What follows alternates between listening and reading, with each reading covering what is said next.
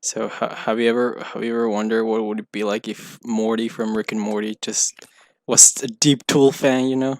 That's something I Oh, like to wonder. Like, Rick, lateralis, Rick. The schism goes to Fibonacci and it goes in. that's Lauralis. Ah, That's Rick lateralis, Rick. goes, Morty, the Fibonacci Morty, sequence is Morty, bullshit. Morty, you don't shouldn't listen. figure You're that not out. for the Morty. Morty.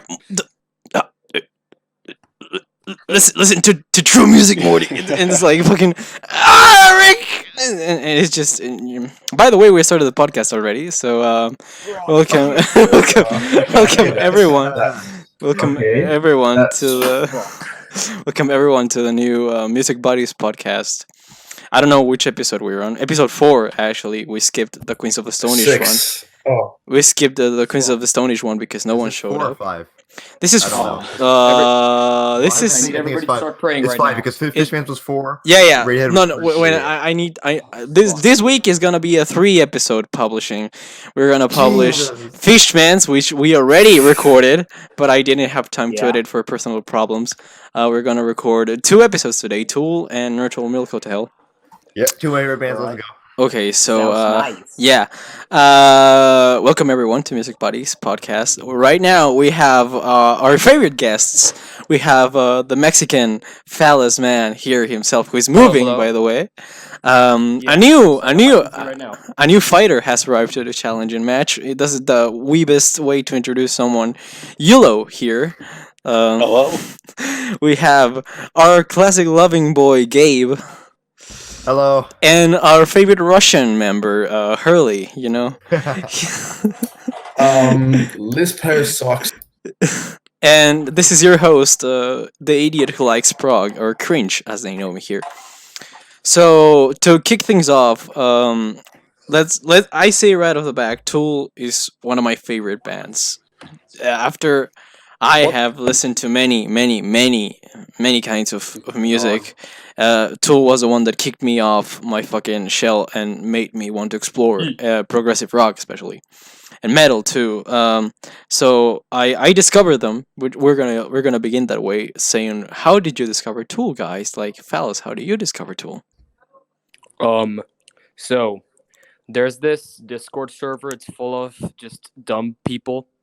Yeah, they showed me Tool. I wonder.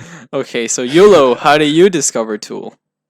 I discovered Tool back in early high school. I want to say a lot of my friends were, raving about this cool man that was nothing like we've ever heard before, and they started me off actually with 10,000 Days. And that quickly grew into one of my favorite albums of all time because it was just so interesting. But Man of taste. my standard was pretty low. I was used to stuff like like say Linkin Park and Like System of a Down. Three Days so, Grace and yeah, exactly. Yeah. Kind of that lowbrow face value stuff. And this pushed a lot more boundaries than I was kind of expecting to hear. You, Gabe, how did you discover Tool? So my way I discovered Tool is a little bit more unexciting. So I went through like this little period where I was finding a lot of music through YouTube and riding Holy off shit. of the high of finding Nine Inch Nails. You discovered found- the pot and I you found- started I there. found the Grudge in the recommendations tool. The opening. Oh, track from and Sweatshop. the found- thumbnail was the teeth of a guy, and it said HD. I don't know. I remember I saw because many of Tool's videos got removed from YouTube because now they have a YouTube channel.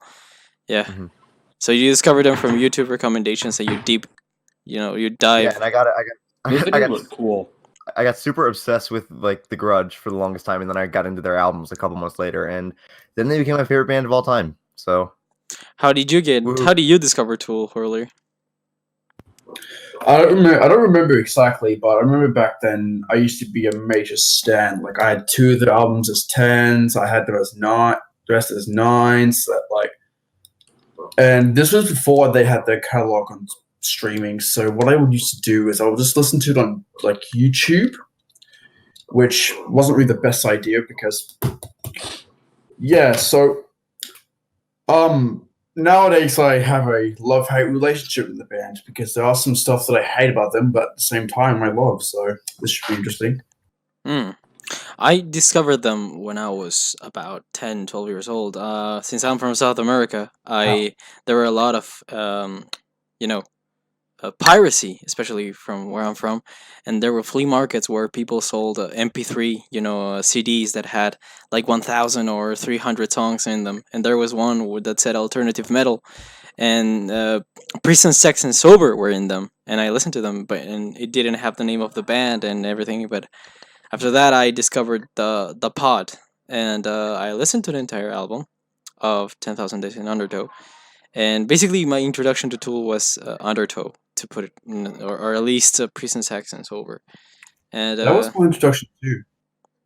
mm, Forgot to mention. and since I've been the biggest Tool fan ever since I was like 10, 11, Fanboy. 12. Yeah, I was a fucking fanboy. I was massively focused on getting older material. There was this music store that I wanted to work at a place where I bought comics, that I basically did. I didn't work there because I was a minor, but they let me help with the store, and there was the sellable box set there, and they said if you can sell 3 CDs in a day, you'll get that for free. And I just sold one, but it was so damn cool. It's so damn expensive as well, you know. I can But imagine. people that have seen my old photographs know that I had an altar for my Tool stuff. Now everything is in a box, but I still hold it like in mint condition. So Tool is a band that started, back. It's an old band, to be honest, really old. Mhm. It started in Relatively in old early band. early '90s, especially '91. But since the '90s, they were around. It started with Maynard James Keenan, vocalist. Fucking the bassist is the only one that changed throughout the years. Uh, but we will talk about that later. Adam Jones on guitar, and he also was a special effects artist on some films, I think.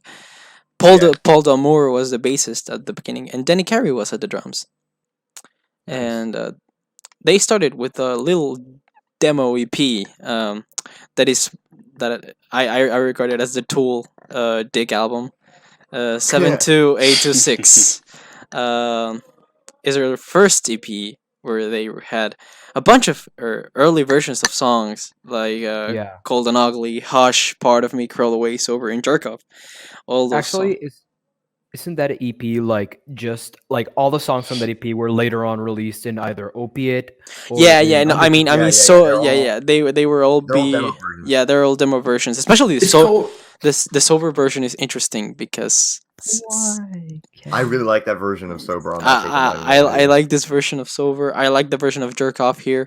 I like this early version of Tool that is aggressive and just doesn't give a fuck. Mhm. And But who cares about demos though? That's my question.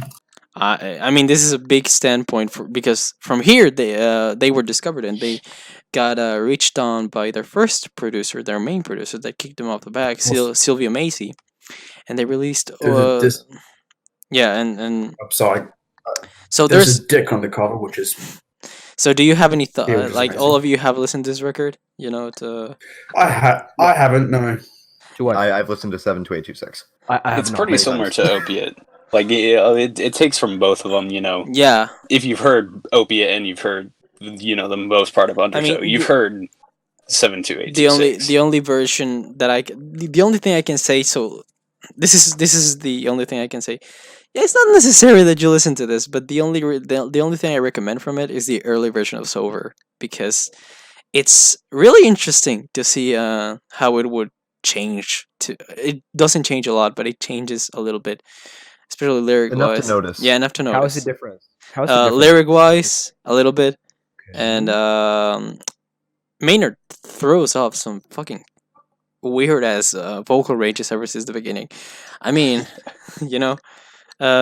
But it's a great demo. It started them off, and Sylvia Macy picked them up and produced their first EP, and I call it the Priest album, Opiate. Opiate was Example. released in March of 92. Actually, my birthday was released on March 10, 1992. Um, and it has Sweat, Hush, pardon me, two live versions of Cold and Ugly and Jerk Off, and a long track called Opiate. And I adore this fucking Mhm. EP. I adore it with all my heart. Me too. Really? It is a great alternative metal like collection of songs. All of them have nothing. Like I have nothing against any song here. The only thing I have something against is the Gaping Lotus experience, but that's kind of more of a hidden track, you know. But the Opiate, the self-titled song, it's so It's really good. it's really Yeah. good, and I Very love. visceral. Tool actually loves the crap out of this song because they played a lot, like just um, I also love the interludes between Cold and Ugly and Jerk Off, like how Maynard is talking to the audience, like you can yeah, get that Bob Marley wannabe motherfucker out of here. It's just so Yeah. so memorable. Like I remember that. yeah. What do you guys think of this EP? Well, It- I actually reheard it today this morning just to have it fresh in my mind. I think it's very similar to Undertale. Like Undertale builds upon what was made in Opiate. I personally think that for what it is, I actually like Opiate a little bit more than Undertale. Although I do understand how Undertale is extremely important in the Tool discography. It has great songs. It doesn't have any song that I would outright say is bad.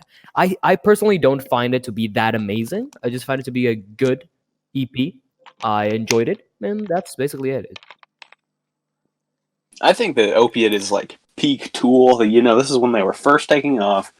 This was, you know, aside from their 72826, this was the first thing that really caught, you know, ground. People Mhm. started listening to this, and this was around the time of Nirvana too, when they started coming out with like, you know, Bleach and what was it, 89, and later on in 92 they had no, that was 91, I think, with Yeah, 91 was Nevermind. yeah. So like they were competing with other grunge and alternative one thing metal at this point, I remember and, is that Kurt Cobain had a raw opinion on Tool. There's a famous video around where Kurt Cobain is accusing Tool of plagiarism in their music videos, and it's kind of weird. Yeah.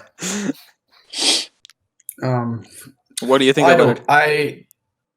The only song on here that matters is the self-titled track, and that's it, really. I mean, okay, like okay, I like. I don't return to this EP like a lot because it's a bit flawed. Like the production is not good, and like well, you can't really expect the production to be good yeah, at this yes, point. This was you yeah, know, it's like, I know by an but it's like- independent label at a very small studio, and Like- some of the tracks were live even too. And in '92, the recording quality was production not is great. just it's extremely wet, if that makes any Um, sense. It's too moist. I and wet. honestly think the production here is good. It's solid for what it is. I mean, Nah. the live tracks here sound like they don't have much of the crowd noises in general, and Yeah, not at all. get in like the case in point here is that this was recorded on really small venues like where they used to play. There is actually Yeah, makes sense. right now the like this year a few months ago there were the pictures of the Bob Marley wannabe motherfucker like floating around Yeah. just recently. Finally released. Yeah, and you can see that it's a really small place, like it's a basement basically, and Yeah, it's a loft building. It's a really like one room kind of thing. And that's what makes this EP so attractive to me. It's very small and it's very raw and it's intimate. and, You know, this was and you can basically see a lot of their like early ideas, like how they want to experiment on tracks, like the fucking weird ass Exactly. the Gaping Lotus experience. Part of me was really played good. off this year, and it holds up really well as a song. Like special, like it is like how aggressive and raw the band was, and how they would evolve over time. Like it's a great way. Basically, this is their immature album, the one with a lot of swear words on it. But I think that's what matters, you know. I mean, Hush is about. I think Hush has not aged well. Like the lyrics are terrible in that. no, one. I think all the But, you know, songs here have aged well. I think all the songs here are enjoyable at least. You know, they're not among the best tool I mean, I could argue that opiate is among the best tool material. And Even I wouldn't put. I even agree with wouldn't that. agree with I that. would. I agree with also- that. yeah, but personally, but all the songs here are enjoyable at most. I fucking enjoy the Maynard screams, and this is basically, you know, as Yulo said, um, around the grunge era, alternative metal was just not a big thing. And Tool was one of the few bands that, you know, just didn't want to produce grunge shit and just make alternative metal basically. And yeah, I think it has aged well. To be honest, I think it has aged well. I mean, I don't see anything wrong with it besides I feel it a little bit some tracks a little bit shorter or in some cases a little bit longer than they should be. But then I have no fucking problem with it besides the Gaping Lotus Experience, which I despise that track. In the 47 seconds of silence. Yeah. But Those are interesting.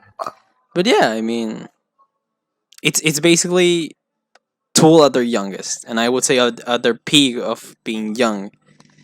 Because then Undertow would be a completely different thing. I mean, any last words on Opiate that someone would Yeah, like? can I talk about opiate real Yeah, quick? go I ahead, haven't go gotten to that talk. Okay, so I kind of agree with what all's been thrown around so far. This is Tool at their most visceral. This is their rawest. This is their angriest they've ever been, and they probably ever will be. There's really, this is kind of just all out alternative metal. There's nothing really progressive about this EP, like that would come in later on, an album or two from now. None of that's really here. This is Tool at their most primal, their rawest, and like Cringe said, they're most immature, of course. But I think that kind of adds to the charm of Opiate for me. I mean, Really- they were still on college from here. I mean, they met. and they were all working like day jobs still. You know, they weren't, you know, just full-time musicians yet. They were still. I think they were still selling demo tapes at Yeah, shows. because Like, they were still they trying to kind of get by. they met Opiate is- young Morello, young Tom Morello. I mean, it's just Yeah, That used to I'm not- almost friends with Tom Morello of Rage Against the Machine. But I have always loved this EP. It was one of the first Tool experiences I ever had because before I really like, got into them, I'd only known like one album, and this was one of the first ones I listened to, and it's always kind of stuck with me as a charming experience in a way. It doesn't ask for too much from the listener, and Charm. I would not really. I can't critique production ever because I'm a lo-fi stan. So I mean, production to me literally does not matter in most cases. If it's done, you know, absolutely terribly, then it makes a difference. But to me, this album doesn't sound that bad. Aperture levels. yeah, it doesn't. Really? Sounds pretty It bad. honestly doesn't sound really as many because It doesn't. it doesn't For being sound live bad. recordings, Yeah, for like- actually, if a full on like I forgot that they were live recordings throughout the listening of it. yeah, it's only the last if two I years, probably, compare this is 4 or this 5 track, years like Salable sounds like a live recording, and this doesn't sound like a live recording at all. It's Yeah. just I've shown friends Jerk Off and Cold and Ugly, and they wouldn't. I was like, "Do you think that's live or studio?" And they're, "Oh, that's studio." No, it's live. yeah, it's just you really can different. Really only tell it's live because like the crowd cheering at the end and at the beginning of Cold and Ugly and Jerk Off and all that. Yeah, I mean, yeah. Sylvia Macy comes from a weird place, you know. Producing basically a Danzig record, a Ghetto Boys album before this, and you know, just Who later also produced System of a Down's self-titled album. yeah, believe, I right? mean, yeah, exactly, and What's grouping? it's actually interesting to see the band in such a primal state. Mhm. Because later on, can we move on? Basically, anyone else has another? Yeah, of course. Yeah. I'm good to go. We are moving Yeah, I on would to their first album on 1993, Undertow.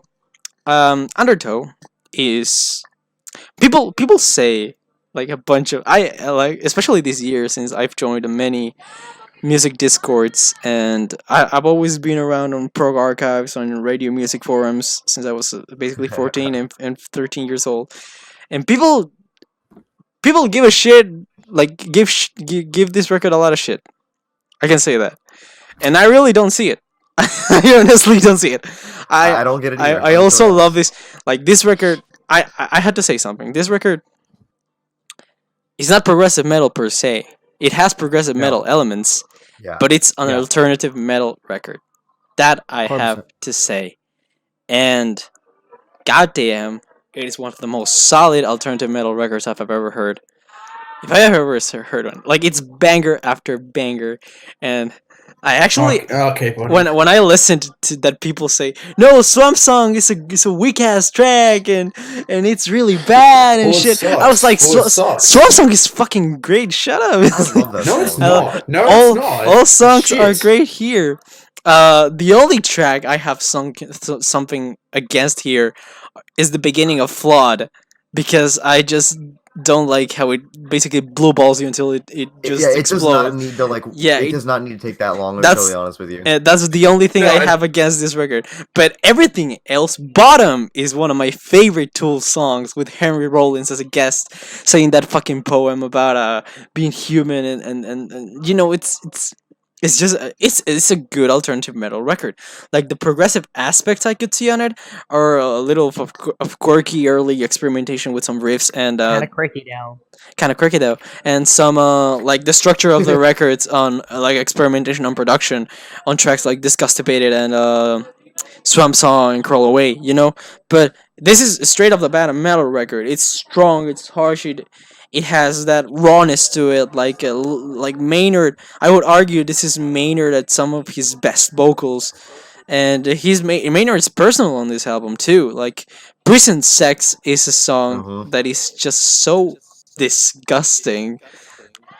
I can't help but love it. And Bottom too, like this record has a lot of personal and harsh lyrics in general, and I just love that. Um, I Undertow. can hear Think Cringe's. toe. I can hear Cringe's voice on your mic. Uncultured swine. Just so you know, On whose it's kind of mic? echoing. On yours. Yeah, Yours. and mine. the only give me a track second the here. only track I can say I give progressive aspects like full on is the Undertow riffs in general, like the self title tracks.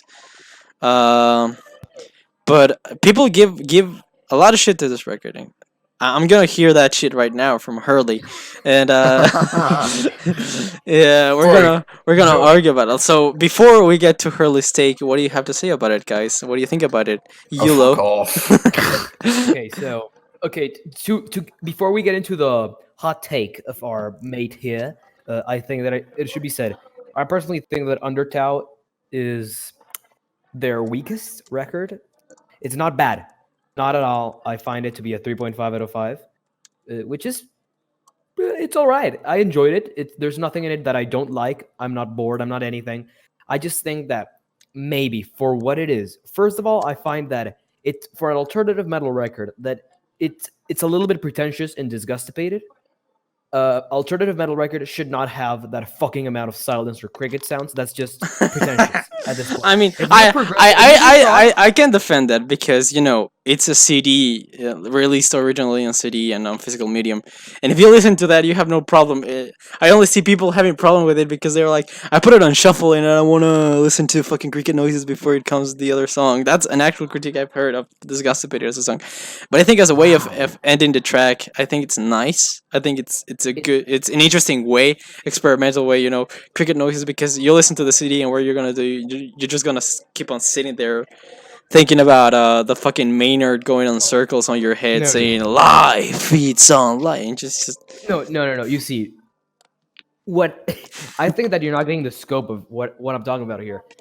If Disgustipated was a 7-minute track that was just like the first beginning, which I absolutely love, I find Disgustipated's first half, like the actual song part, is my favorite song on the entire album.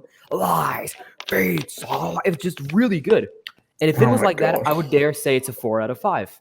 But because of that, just it's pretentious. Like, I get if you want to do the silence on fucking Fear Inoculum or 10,000 Days or Lateralis. I understand if you want to do a weird whizzing noise in Ions because it has that type of music. But Undertow is an alternative metal record art hot. I don't give a shit if it has prog influences because it's just pretentious. I do not want to listen to a 15-minute song as the album closer, and it's just a wasted opportunity for me. And it's not excused because the rest of the album isn't as good for me as the first half of Disgustipated. So it's just a lot of missed potential. I find it to be a good record. I can enjoy it. I will come back to it in the future with a lot, but I find it to be missed potential. Well, I think they had the rest of the album. There was enough content in the rest of the album that they didn't have to prove themselves at the end of Disgustipated. They had already given themselves plenty of content. Mm-hmm. You know, it was kind of for fun. I want to say, Yeah, I just didn't have anything to prove, so they just had fun with it, and they did whatever the hell they wanted. I wouldn't call this record pretentious either, because it's just the band having fun, keeping on the spirit of opiate. I mean, just evolving upon it. And the pretentious part, I literally just meant the silent part of Disgustipated. The rest I find. I mean, I can't see anything. Oh wait, someone wants. Oh, hold on. So, we have someone that wanted to join the podcast here, which is Sweatshop. And Hello. our boy Hey. here, we are on talking about Tool. Does it sound bad? Or- It sounds all right. sounds Don't worry. It's decent. sounds It's fine. decent. Okay. So we're talking about Tool, and we are on Undertow now. They're making me lost. I don't know why. Oh, The people well, with the Undertow's worst very takes, you good. gotta go. Undertow is very good. Thank you, Sweatshop. You know, it's just. Oh, I mean, Undertow to me is just the band keeping on the spirit of opiate. You know, as I said, and I understand that people hate and call pretend. I don't see anything pretentious on just 7 minutes of cricket noises as a way of ending a record. I don't see anything pretentious with it. Like they're not trying to prove something or achieve anything with it. I think it's just really funny. Yeah, me too. I think it's just fucking.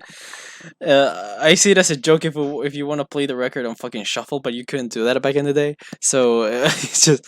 I mean, if you want, you can always just stop the record or just pause it after the song finishes. And The thing is, it's not that funny because you know what it is? An actual funny joke made by Tool. The fucking German chanting. yeah, of the Diade recipe. von That one's Satan. actual. That one's actual. That's you can find the humor in that. You're like, oh, that's clever. I find the Oh, humor yeah. on Rosetta Stone. Cricket noises? That's not fucking clever. That's just 7 minutes of cricket noises. Okay, so after Here's the funny. thing about Disgustipated. It's that in that era of music, a lot of bands would have secret tracks and shit like that. And I feel like that was just good or bad. That was just what they were trying to do here. I think it worked.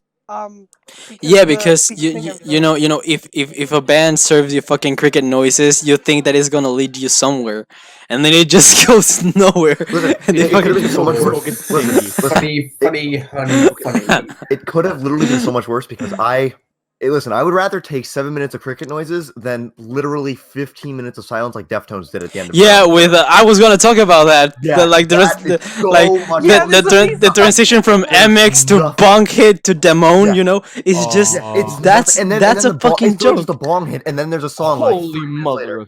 Like I what? did not know. Okay, I did not Or know the that. 20-minute I have not silence from listened to Hurley. Nevermind, you know, it's just Okay. uh, Just give me a moment here. I have never listened to Around the Fur. I've just heard White Pony.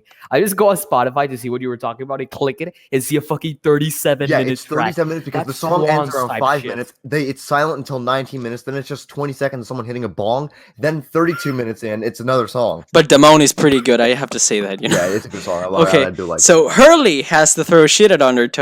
Now let's hear the madman here. Bro, I don't hate Undertow. Like I really enjoy it. I just No. think it's- I have I one. just think Like one thing I hate just- from you, I don't get from your takes is how can you hate Swamp Song compared to Swamp the Song is so butt rocky. It's How? like proto How? It's proto Godsmack. And I say Proto this because Godsmack. Sounds. It is. It It is. is proto Godsmack, you see. Well, no, That's- no, like his vocals. He's Oh, yeah, I he tries kinda to get- sound like made it. I kind of get what he's going at here because, like, I don't really think it's like butt rock, but the way the vocals fit over the groove, it's just kind of awkward. It's like one of the few times in a Tool song where I feel like the time signatures are kind of forced in. That's just Anyways, I just you think mean it's every not Tool a very song? good song. You mean every Tool song? Okay, Phallus. Okay, Phallus. Like It's like Main's vocals and his delivery are just embarrassing so embarrassing. And I will say, the first 5 tracks on Undertow were amazing, no doubt, amazing stuff. But the stuff afterwards, like Swamp Song and afterwards, it takes a nosedive in quality.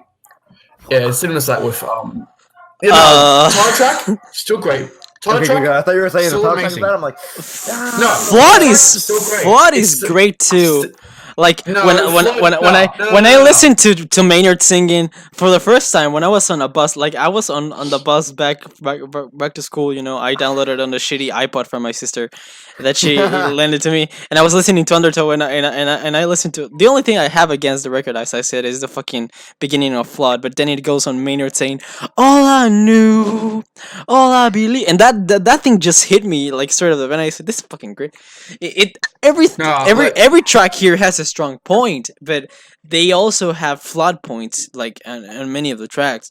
The only tracks I can say that are flawless are the fucking trilogy of songs here that are Prison Sex Sober and Bottom, because those records, like those songs back to back, are just amazing.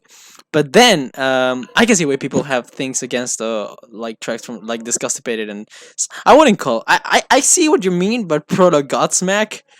But after I listened but after I listened to a fucking Godsmack record, I wouldn't think of something like from under. I think other fucking like both vocalists, like Maynard's, I don't know, Maynard trying to sound badass and cool is just like stupid, and it doesn't need to be a thing. But anyways, 4 degrees. Is it 4 degrees? Am I right? yeah, fourth. Yeah, 4 degrees. Asshole. It's enjoyable. It's enjoyable, but once it's off, I pretty much forget about it. So it's kind of forgettable in a way. Flood. Okay, so- The opening of Flood is like doesn't work because of the stiff production that hinders it from any enjoyment, and the rest of the song afterwards is kind of like whatever. Which it sounds like sludge metal, and sludge metal, one of my favorite genres of all time. Love it. And after Flood, if you own a CD copy of Undertow, Yeah. it has a bunch of dead tracks that lead up to 69, which is like, funny, so funny. It's not funny. It's not funny. It's stupid and disgusted. And disgusted. And disgustipated.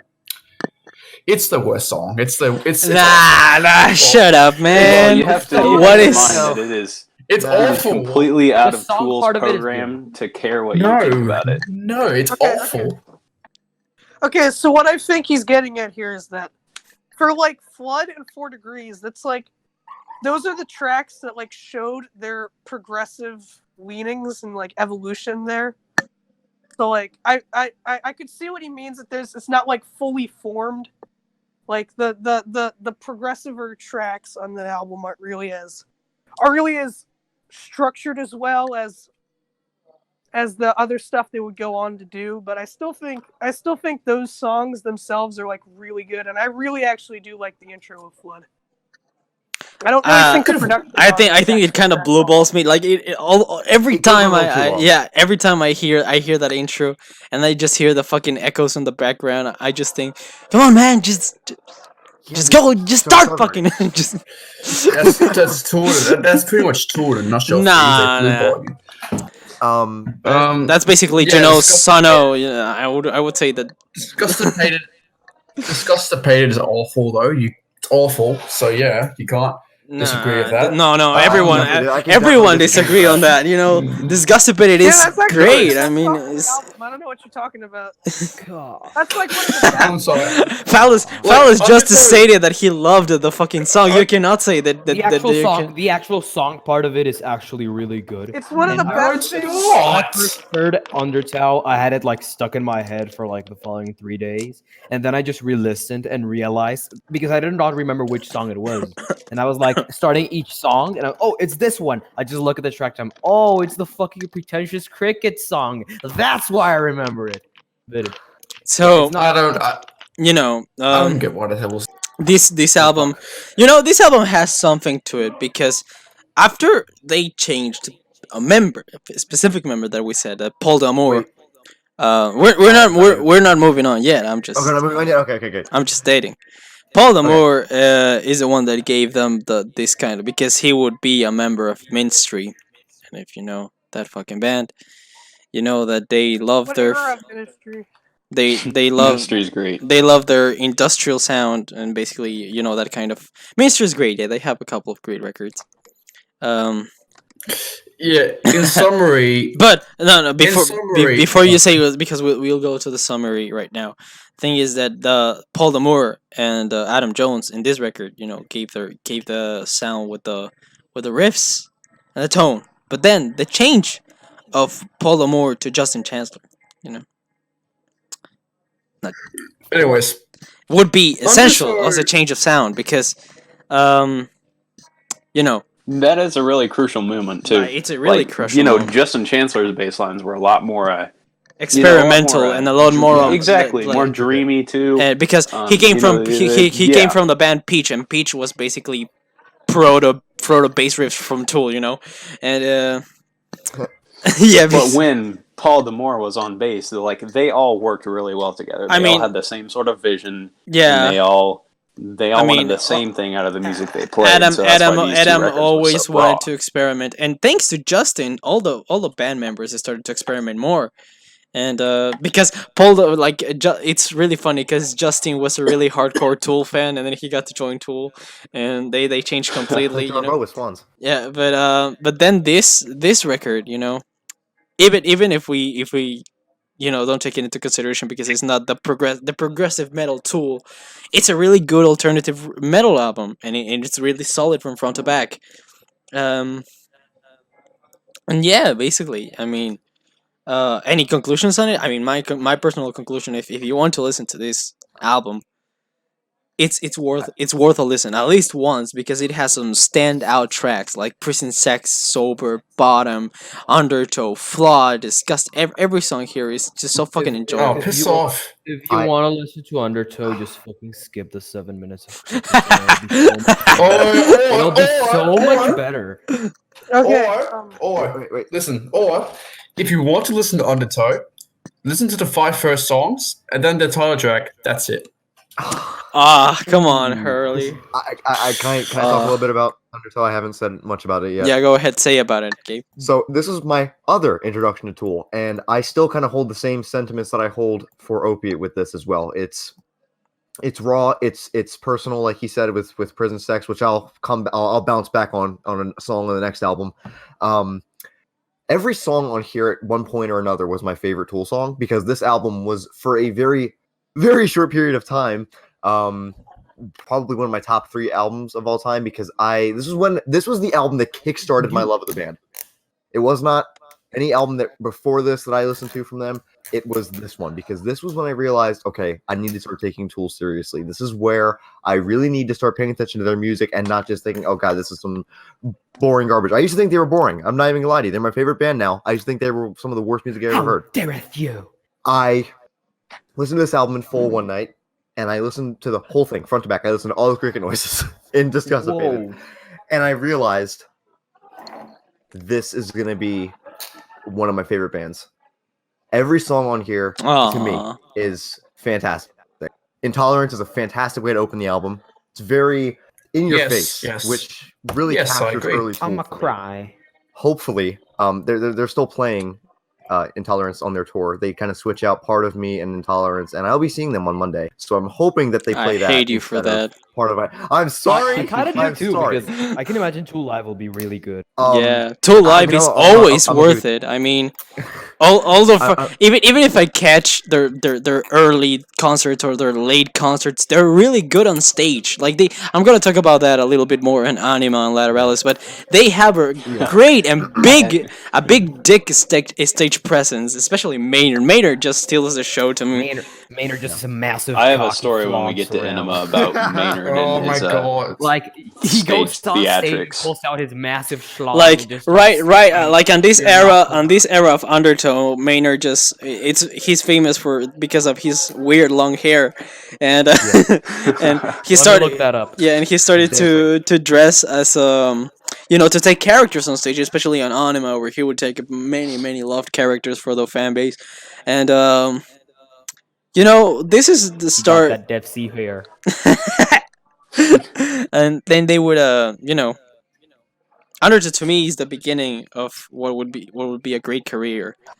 And yeah, I mean that's all I have to say. And any other conclusions besides what Gabe said? While we're on the Um, topic, uh, I have a oh, quick like- anecdote. Okay, if I could. Yolo, say your conclusion.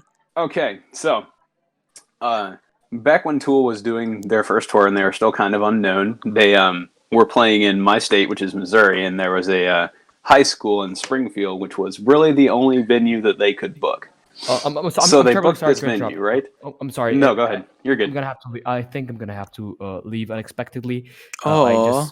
I just got guests over that I did not expect. Before I leave, all the other two records are good. Pablito, no puedes hacerme esto, hermano. I'm sorry. I'll be back if I can. I'm going back if I can. Okay, so we lost Phallus, but okay, let's continue. Okay, so, and this was still when Tool was relatively they weren't known. So, tons of people from all over the small town saw this concert and said, oh, hey, let's go to this. Now, since this was at a school, this attracted the attention of not only teachers, but students there as well.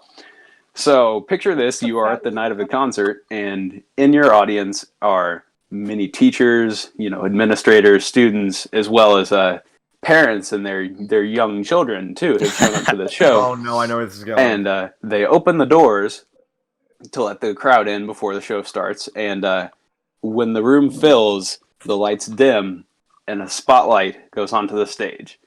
And out walks James Maynard Keenan, and he is painted blue and completely naked. And in complete silence and chalking off from the crowd, he crawls into the fetal position in the middle of the floor and starts moaning while the band sets up their instruments in the background. Oh my god. Classic Maynard. How does that continue? Does this what were the opinions of teachers? That is just the shock. That is, well, of course, people were leaving. They, what have you done? Why are you subjecting my child to this? And you could just tell he was. I mean, if eating you it up. walk in with a 5-year-old kid and some guy in blue paint starts moaning nakedly, it's not really something you want to stay around for. I mean, Especially if you don't know. different strokes, I guess. Yeah. Anyways, I would buckle up. I would say conclusion with it. if I had a child and I saw fucking 27-year-old guy naked on stage, I would be like, buckle up, boy, this is gonna be one hell of a show. That's what what's his name? I forget. Oh, Alexis Marshall, I believe. Singer of Daughters during the Canada songs era, he like every show he was naked. Oh my god. Like hanging from the roofs in like really small clubs because it was their first album and nobody knew who they were. So he What is it with experimental rock guys and getting naked on stage? Yeah. It's- I mean, even it's common, even too. This is not the even only Swans, Yeah, like he Michael got Gira. like he got naked on Oh. stage, and there are photos of his penis. Small. He's Oh yeah. yeah. We've So all seen the Michael Gira stage. penis picture. Tool, experimental. They would change producers and bassist, and this was really important. Okay, say Well, I haven't okay, so Undertow. Okay, so I'll be quick. First 5 tracks of Undertow are amazing. They're great. They're perfect. They're fantastic. Could have left it up there along with the title track, and it would have been an amazing album. But it has the other tracks on there, which doesn't really matter. Who cares about them? So, okay, Boomer. We Oh my god. I appreciate this album. I appreciate the first 5 tracks a lot. They're yeah, perfect. to Silver me, is amazing. those Prison are the Sex is amazing. highlights too. But the other tracks Silver was are great amazing. as well to me. After this, Can I just okay, so go ahead. Can I do the summation thing or Yeah, go ahead. So basically, I feel like this album just like overall gets pretty overlooked because it's not as It doesn't. out there as a lot of their other material, and a lot of people say that there's like that the opening stretch is the only good part and stuff like that, and like I feel like this is it's a formation of what they were going to do, and it's like a necessary step. But even as that, it's just a really good alt metal album Yeah, with like a bunch of Yeah. fantastic songs and a bunch of really creative ideas that you know, that even like other experimental alt metal albums really would not go to. Like, there's a lot of interesting stuff on here that is very distinctly Tool, even though it's their debut album and it's still like really new. yeah. But yeah, I think Um, it's a great project. Me And I too. wouldn't say I mean, I think it's a really standout solid. for alternative metal in general, and I agree when it's generally regarded as one of the greatest debuts of a metal band ever. I agree with that, to be honest. I don't know if I'd go that far. I go that It's far, great. but still, I defend it as one of the best. The thing that I don't hear a lot of people, cocksucking from Tool is one thing that I cocksuck a lot. The producer of their Okay. following records, David Bothrill. He produced a bunch of Peter Gabriel albums. He was basically He he produced for King Crimson, right? yeah he produced for I was gonna say that he produced like their the era that was more similar to this than anything, the Broom and the Track records. He produced Yeah, which is very telling considering that the amount of influence that Tool gets from a lot of King Crimson. Yeah, music. it's really interesting, and he also produced later on for Dream Theater, like their most Oh yeah, I see and that. Go Hit and Cambria, and a lot of I think for Muse even at one point, and Produced for like Muse as well. these man really is basically one of the reasons think- why Anime and Lateralis are so remembered, like to this day. Okay. His production is great. Like, and we move on to 1996 after kind of a break with one of my favorite records of all time. One of my favorite alternative alternative metal albums of all time, and one of my favorite progressive metal albums of all time. Anima. This is Anima. where the albums start to matter. Anima is a masterpiece to me. It's just Oh my a fuck big boy, and God. I adore Anima so fucking much. Is when it I a little bit of context before we go to your personal takes. I listened to this album after I listened to I listened first to 10,000 Days and to Undertow. I was on school, I got bullied for a while, and on recess I basically spent time by myself on the library. How do you call it? Yeah, basically, I spend my time on corners, and I was walking back home because the bus left, and I didn't want to arrive home because I forgot the key and my mother wasn't at home. And I had the iPod of my sister, and I had downloaded Anima there. So I sat down on the park, and I started listening to it. And I ended up, like, it was almost 2 p.m. then. I listened to the album 6 times in a row, sitting on the park. Oh, That feels like a really Goddamn. special Weren't moment. you- And weren't it you- was okay. So you and went. it was 8 it was almost 9 p.m. then. And I then just walked home. And it's really special to me because Push It, all the songs here are things that are stuck on my head. I adore them with all my heart. And this record is really solid from to I would argue that the interludes are as memorable as the songs. Oh, they're completely no. necessary. Every single one. No. Yeah. Message to No. no, shut up, Hurley. Message to Let's turn Harry, it- useful idiot. Message to Harry Hambach. Intermission. Intermission is so memorable because it's basically just the fucking piano. It's just a riff from Jimmy Yeah. on Like an organ. the IA von Satan just cuts you off guard because you think it's something someone. I thought it was a Nazi speech, and years later, when I found out it was the recipe for eggs, I was like, "What the fuck is this?" No, cookie. Yeah, they're cookies. Yeah. No, a recipe for wait a minute.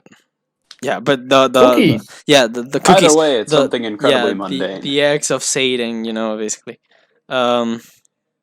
Caesar's ability always traumatized me when I was a kid, because Me it was too, oh my the God. cries of a baby, and it's just humming sad, and then out of a sudden you listen to Maynard go an anima like hi, hey, hey, and it's just so and the transition from Ions to Third Eye, I would agree that the 4 minutes of Ions just prepares you mentally for the beast that is Third Eye. I adore this record with all my. I adore this record with all my heart. It's Tool at their alternative metal best, not at their best, but at their stage best. I would say that, because Maynard used to cross dress on stage, wearing bras and calling everyone, what are you looking at my tits? And it's just really interesting. It's definitely their best live era. Yeah, he like yes. Maynard's life, like Gabe here on his channel, Gabe the Critic, has has a video on anima that actually summarizes this well, because this is their best live performances. The Push It video that is on YouTube of this era is just fascinating. It is possibly his best Vocal performance. ever. At least Yeah. like at the end of it. It's from '98. I don't know what date it is, or what town he performed it in, but he delivers the lines on this song, especially towards the end, just immaculately. This is Maynard at his live peak. I think, This is not just an aggressive record. This is instrumentally complex in a different way. The drums, especially. The drums are fucking amazing on Anima, Push It. I just adore how, basically, this was the start of Carrie's, being praised for his drum performance. The fucking ending of Anima, and how, because I tried to play drums, and learning this took me fucking weeks. Just the ending of fucking Anima. And even what I can say are the weakest tracks here, Hooker with a penis and Jimmy are strong, are really, really great tracks. Wait, no, you know. I said it, Okay, Hooker with a penis. Hooker. Okay. Hot take of Hooker with a penis here. Okay. The lyrics are god awful, but the instrumental Actually, is really. I like how this is a response to what the fans were telling them. You're selling out. You're basically, But I hold this record with special love from my heart for what happened to me on a park. Like I just basically sat down from 2 p.m. to almost 9 p.m. listening to this album front to back again and again and again and again and again, and I love it. And he's Maynard is personal on soundtrack. So like H is basically dedicated to his son, and fucking Anima talking about how everything is just going down, and Push It. He was a married man naked in blue paint. He was a married man who just dressed as a priest and got on with Buzz Osborne from the Melvins and said, "Praise God, Scylla," and it's just so fucking amazing because in this album is dedicated to Bill Hicks, and it's a well-known fact. And Bill Hicks is also someone that has his albums are basically his stand-ups, but he has some great material. You can see his influence like here. Like the way that, because Bill Hicks talked a lot about being conscious and accepting the way you are despite of everything, and just how there's also a direct Bill Hicks sample of it. Yeah, on Third Eye. Yeah. They sample him at the start. Yeah, and it's really interesting. Everything here. It's really fucking interesting the way that Anima. Even the structure, I would argue that is the same thing as Lateralis, because I can rearrange some of the tracks here and the album is still strong. I like to do that with records that I love, and no song here is weak. No song here is weak, and correct. Okay. What song are you gonna say? Okay, so I'm gonna say all of the interludes and Hooker with a penis. Come on. we hop on to your takes now, starting with Sweatshop. We're going to start from the bottom to the top. So Okay. Such. Yeah, I'm gonna talk about this album for a very long time because I'm not gonna front about this. This is the best metal album ever created, and I really feel bad saying that Bro, because it's a Tool album, but it's the best metal album Bro. ever made. And bro. Hurley, you should have prepared to hear all of the standing. I mean, come on. Yeah. I know, but I should have from known the that. from the fucking opening things on Stinkfist, where he's talking about fisting people, but it's not actually about fisting people. And then it's like, that's like, everything pacing wise about this album is just perfect. Like, you can't, like, the opening tracks to the very end, you got all of these perfect interludes that are directly placed that they wouldn't execute Oh my this God. well ever again with like anything. And it's okay. So from the performances on this album, the way the band plays off of each other is just so incredible. Like I'll use an example maybe. I'll say H. Like, it's one of the more shorter songs on here, but It's fucking amazing. The way it goes from I don't mind, the I don't mind part just blows me off every Yes, time. that always gives Yeah. me chills still to this day. That section, like, I would say that his best vocal performance on record. It's only helped by like I'm really shitty at explaining shit, but the way that everything builds on top of each other in that particular song, and the groove and all of these ways that it goes and builds up to that climax is just absolutely incredible. And another thing about this album that's just like you can't deny is that it's self-aware in a way that a lot of prog metal and prog in general really isn't. Like, a lot of people would criticize Circles of Penis and shit like that and all the interludes, but like, it's really like, even a lot of people would say Tool is cheesy and shit, like, but I don't think they are. And like, this is an album that like proves that they are well aware of the stupidity and pretentiousness of a ton of prog in their music, but they embrace it, and they like, with critiques of like the pretentiousness itself, with like the Bill Hicks influence and all of that, like they clearly knew going into this, like, a lot of this is really, really stupid, but we're going to embrace how stupid this is and put a German guy over an industrial instrumental in 9/8 or something, talking about fucking eggs. It's You like, know, it's the same, followed by a track that's like extremely heart-wrenching about, I forget what track, but there's like Push a It, lot of yeah. really, Push It's next, yeah. which is an extremely heart-wrenching song that's like, and then it goes, and it's in between a bunch of shit posting, and it's just like it somehow makes it hit harder than it would have. Yeah. Otherwise. I don't know how it does. This album's a roller coaster of emotions, honestly. Yeah, like I went on from Undertow and 10,000 Days to this, and Justin makes himself feel on this record. You know, from the beginning riffs of a Stinkfist to the leads on Third Eye, you know, and it's just when I look, English is not my first language, you know, and I had basic comprehension of English at the time, like kind of a mid section when I listened to this album completely, and I listened to fucking Push It. And when I hear Maynard, when I listen to Maynard's, like the first time I remember it vividly when Maynard screams, like there's no love in me, and that just hits you so fucking hard to the head. And I just can't help but love it. I just can't help but love this record, and it's true. Like, compared to most prog records that I have heard, because I'm a fucking prog maniac, this record is self-aware of what it tries to achieve. Like, this record is a no fucks given, basically. As I call it, it's the rawness of Undertow with more technicality and ambition, basically, because they were trying to achieve something more than just being an alternative metal band. And songs like fucking H and Push It and Anima and Jimmy are so... Jimmy's dedicated to Maynard's mother, and listening to the lyrics of a grown man, not having anything but on contrary, just showing a kind of a sour, kind of a sweet relationship with his mother. It's just so personal, and at the same time, you know, listening to that hypnotic instrumentation it just hits you hard.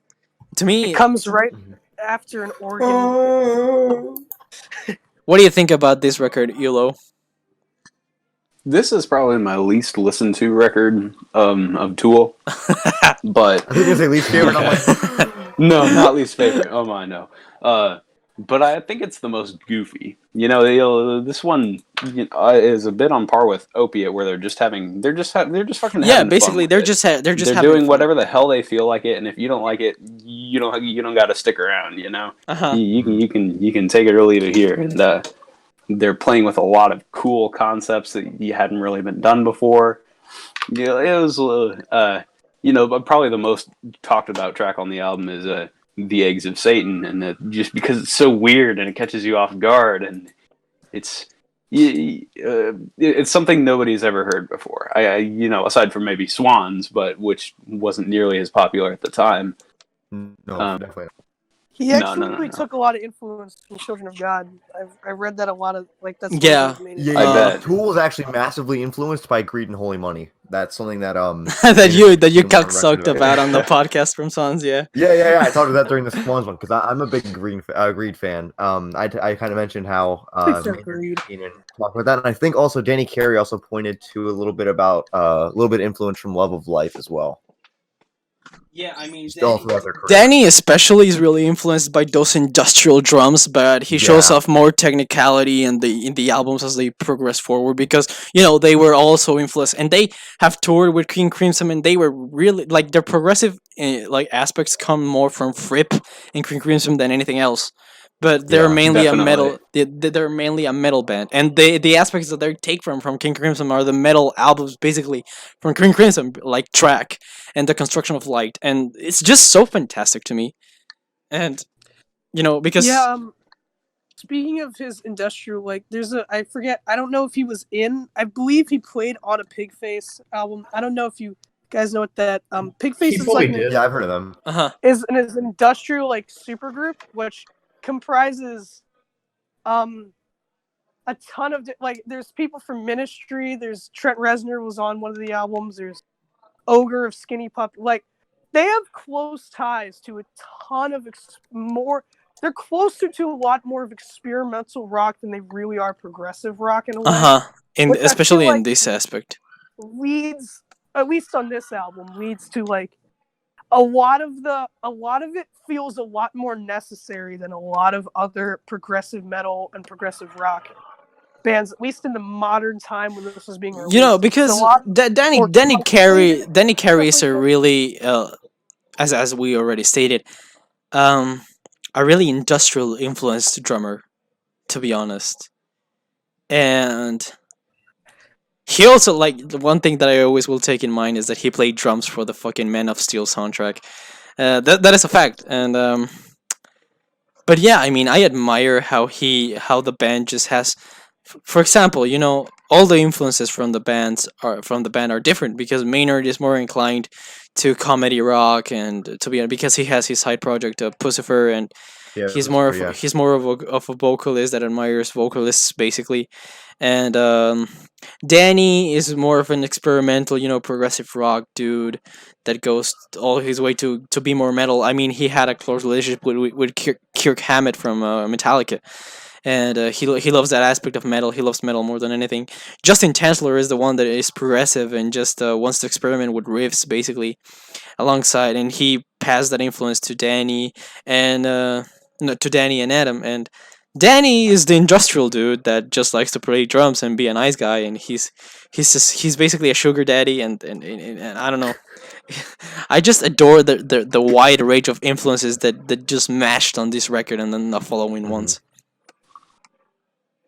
Yeah, Tool's just speaking generally, they're the prog metal band for people who don't like prog metal, which yeah, basically that's very fair. I don't really like prog metal that much. I like some things, but yeah, Tool outclass. They're more they're far more Because like again. They're far when more you, closer when to you, when you screamo when than you rock think than when you screamo. think about fucking prog metal, you think about fucking Opeth or Dream Theater or fucking Yeah, all the Devin Townsend, cheesy. and you find the cheesy, that's pretentious in most of their albums. You know, the 2 hour long fucking trash garbage concept album from the Dream Theater, or the fucking growls that don't work anymore in the new Opeth records, and it's just, you know. But Tool has special something for the. They're more alternative than anything, and they're more unique than all the fucking shit because they have their distinct sound. And when you listen to bands like Soen or other Tool influenced bands, you say, okay, that's a Tool sound. And their Tool sound is basically, you know, grabbed from many places like Industrial and King Crimson releases, but still, with Anima, they proved that they could do something original and that lasted for, you know, that would last for a long time. Also, the packaging on their albums is always to be remarkable. You know, Yes, and this is kind of where that there starts. there are, Like, for real. you know, there are two, like on Undertow had the wait a minute, Hurley, I'm gonna grant you the Undertow had the pictures of the you know, fat lady that was naked with the dude that was naked on them, and they censored that, and they sent fucking censored copies that go like, if you want the real version of the album, just please PM us. And Anima had two versions of the album, the European and the American one. The American one being the greatest, one of my favorite packaging choices ever, because it comes with a holographic, you know, the eyes move on the cover. You know, there's a fucking contortionist inside, and It's cool. Unfortunately, my CD case broke. So, and but yeah, I still have it. So and then the European one came with a lot of fucking bootleg Tool covers, and it's just so fucking funny. I yeah, I think it's just remarkable, and this is one of the most unique and interesting records that I hold in my heart, especially. Hurley, you can continue with your take. Say what do you what is your take on Anima? Okay, so this album is better than Undertow, and this is where they start getting into what they're good at. Stinkfist, incredible opener. Eulogy, also incredible. H, fantastic. 46 and 2, amazing. Hook of Repeaters, great instrumental, terrible lyrics, but still enjoyable nonetheless. Jimmy is pretty good. Push It is amazing. And Anima's a bit just disjointed, but still great. Third Eye, it's amazing. It's the best track on the album. It blows my mind each listen. And also the interludes, they fuck up the flow incredibly. But I had nothing against them. But I feel like they would have worked better if they just were closers of the songs instead of just separate tracks, because the separate tracks just make the listening experience very disjointed. Okay, so why would that make? I have an argument from another of my favorite prog albums, like Francis the Mute, that I think is valid, is that the interludes are kind of unnecessary.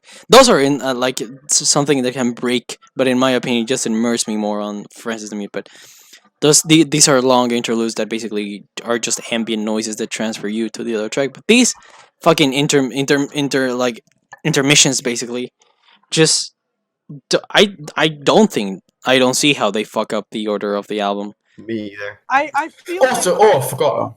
I feel like it's not really Tool without those shit posts. And Yeah. I keep saying shit posts, but it was released in No, 96. just get without rid the of joke track. just get rid of the separate tracks, or put those interludes into those songs, and you would have a much better album flow that would make it more. What do you mean into of an like interest?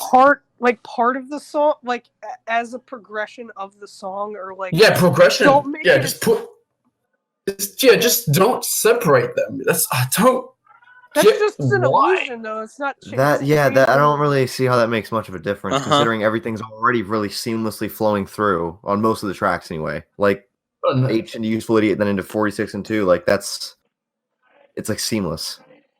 I don't know. I just don't really understand why it's needed. I forgot to mention, Die Illa Vlon Satan is fucking stupid. I don't hate it, but it's I mean, the stupid. instrumental is like really good and done. Yeah, I have nothing against it. I just don't really care for it. And and anime in general, the songs can be very incredible. Like Third Eye is one of the greatest closers of all time. Yes, I agree. And and Danny Carey is an incredible drummer. We can agree on that, right? No. No, he's terrible. Yeah, no, he's Yeah, he's awful. I can agree. Yeah, he sucks. I was kidding. But yeah, this is a good progression on what the band would later do in their later years, and it's a pretty interesting album nonetheless. I enjoy it. I love it. I give it a 9 out of 10. I go with a 10 base. Personally, I didn't see anything wrong with it. So any conclusions on the record, guys? Wait, I haven't spoken about I haven't spoken about anime yet. Oh, Am I allowed to go ahead. Yeah, I keep getting skipped. Give your giant ass take, man. So, anime, no one's gonna believe this. I used to hate this album. I used to think this was Tool's worst. It's a hateable album. Really? Dislike this album. I used to not like it at all, and I thought it was like a 5 out of 10 at best. And I re-listened to it like 6 months after I first heard it, and I'm like, okay, because my best friend and I are both big Tool fans, and he's like, he thinks Anima is their peak, I think. So he kept telling me, you gotta re-listen to Anima, it'll click eventually. So I re-listened to it a couple months later, and then it hit me. Anima is one of 2 Tool albums in my top 10 albums of all time now, and Third Eye is in my top 5 songs of all time, because this is just one of the most mind-boggling compositions I've ever heard. It's almost like a suite, almost like there are movements in a way. God, it's so brilliant.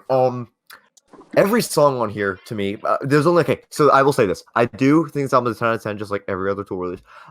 And the one thing that I will say about this is there are 2 moments on this album that I would completely remove if I were given the option.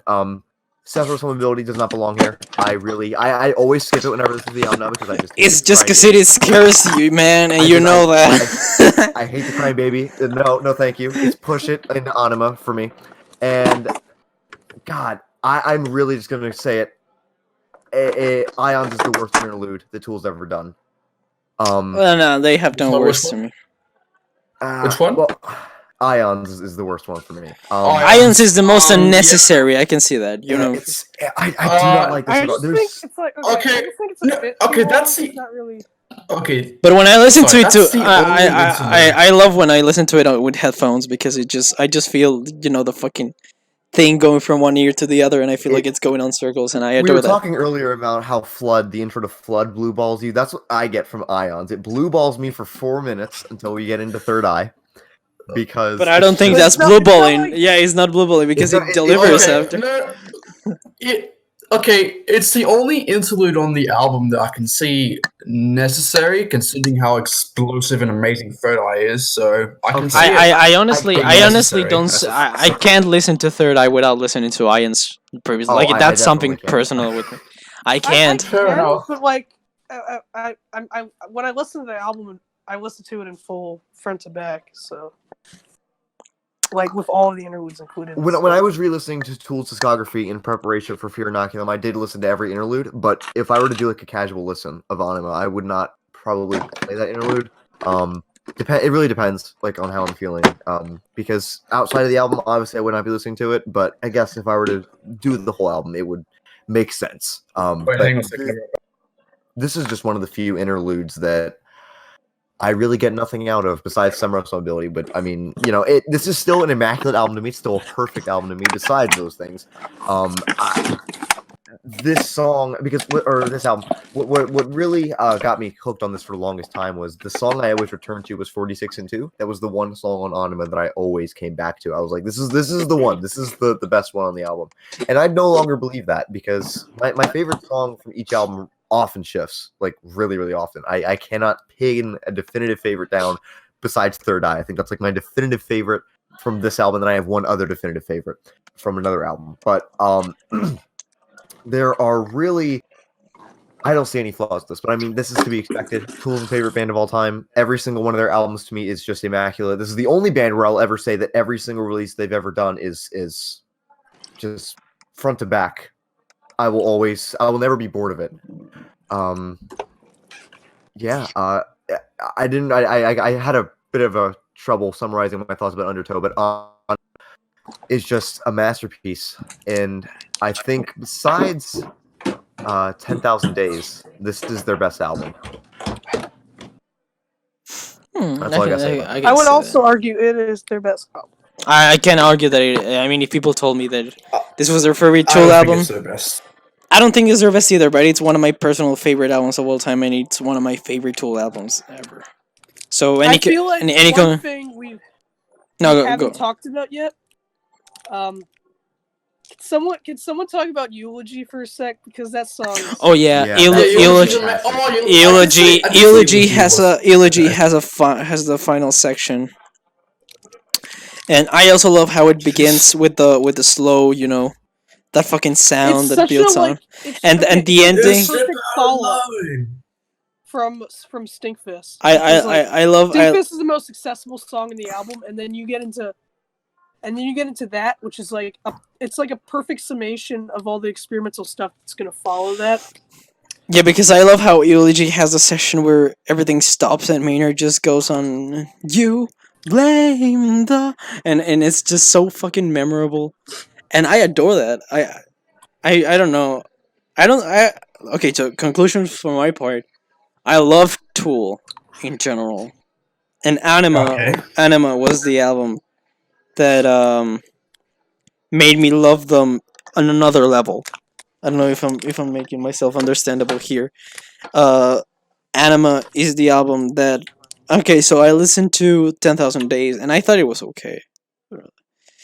Like, now I love it, but after I listened to... Are we concluding... No, you fucking idiot. After... I love you, I'm sorry. So after I listened to Anima, I stated that my mind was basically blown away, and it would have been far, because there's another funny story for later outs. But the thing is that Anima has so much aspects of Tool that I adore. Maynard's vocals are my favorite part of this album by far, followed up by Danny's drums and then Justin's licks. You know, it's just so good, and I think it's one of the best metal albums of the 90s.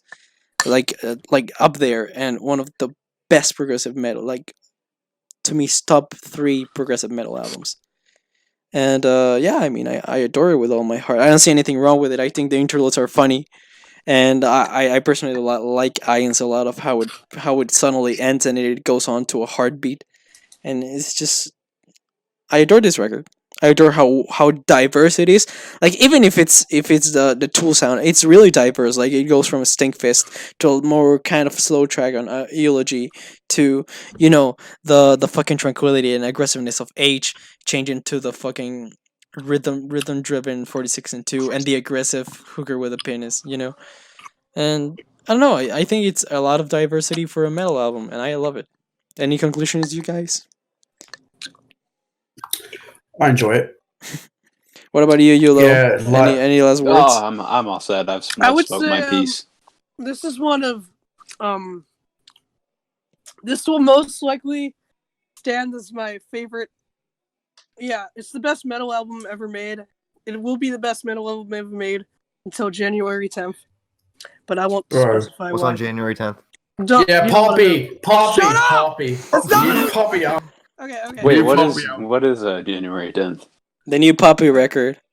Oh god. Okay. So our friend Sweatshop here has a love for Poppy, but that doesn't come into play now. Poppy, No. yeah. Okay. Poppy cast sometime down the line, right? Okay, so I would say that this album is a 10 out of 10. I have no problems with it. Yeah, there you go.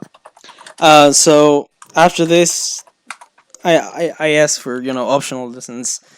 their Kalamazoo concert to me is one of their I did highlights not get ever. around to this. I Yeah, was supposed to. I didn't it's do it. to me it's their best concert ever recorded. It has Buzz Osborne from the Melvins, and it shows that their peak performance at fucking playing on stage.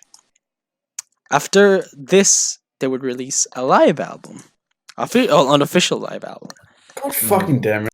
Salival, on Do you not like 2000. this album, Hurley? Is this not? No, I thought we were gonna go on to Lara else next, but I'm happy with that. So Salival is God damn it. interesting. Salival has the alternative version, the alternative beginning for Third Eye, and the alternative version for Push It. And it has a cover from the previous Justin Chancellor band, You Lied from Peach, and it has the cover for the Led Zeppelin track No Quarter. No quarter. Yeah, and it has the best track ever to exist, Maynard Stick, which is great, and no one. Fuck that song, I am going man. to get so. I'm going to get people so mad Fuck here. that song. Fuck that song. People so mad talking about Salival. I love Salival. I love it as Me much too. as I love Undertow. It has Bro, a great rendition of Third Eye, of Part of Me, of Push It, like yada yada yada. It has one of the best covers in existence, to my opinion. No Quarter, like the version of No Quarter here is so fucking amazing. It's fantastic. Yeah, it's And You Light is great too. It's just Yeah. and it's great. I like it a lot.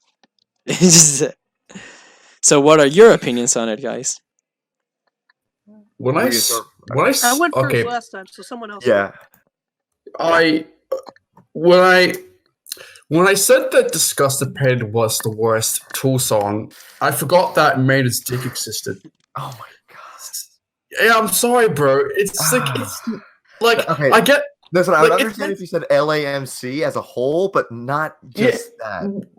Well, LMC is awful. The first half it's still awful nonetheless. But Maynard's Dick is 0 out of 10 material. So Oh my god. no, I'm sorry, dude. It's meant to be isn't it meant to be a parody of butt rock or whatever? Yeah, I mean, YOLO. Have you listened to Maynard's Dick? Just the overall track. The complete track has some introduction of weird experimentation with samples from a dude calling to a number, and the number is fucking cursed or something, I don't know. And it transitions to this short track of soft guitar, talking about Maynard's Dick. The only time I think Adam Jones ever played an acoustic guitar. Yeah. I love it. It's just It's so cringy that I love it. It's just, to me, It's funny. That's why I like it, because it's more of Tool being just immature, and that's what I think is the best thing about Tool's humor, is that it's just immature and it's childish. yeah. this it's I just think it's as just a not. live document, this album kind of fails. Yeah, I mean, it's but not that's not a what it's completely live album, It's, to me, I find it's really interesting. It's not. I don't hold it up with any of the studio albums.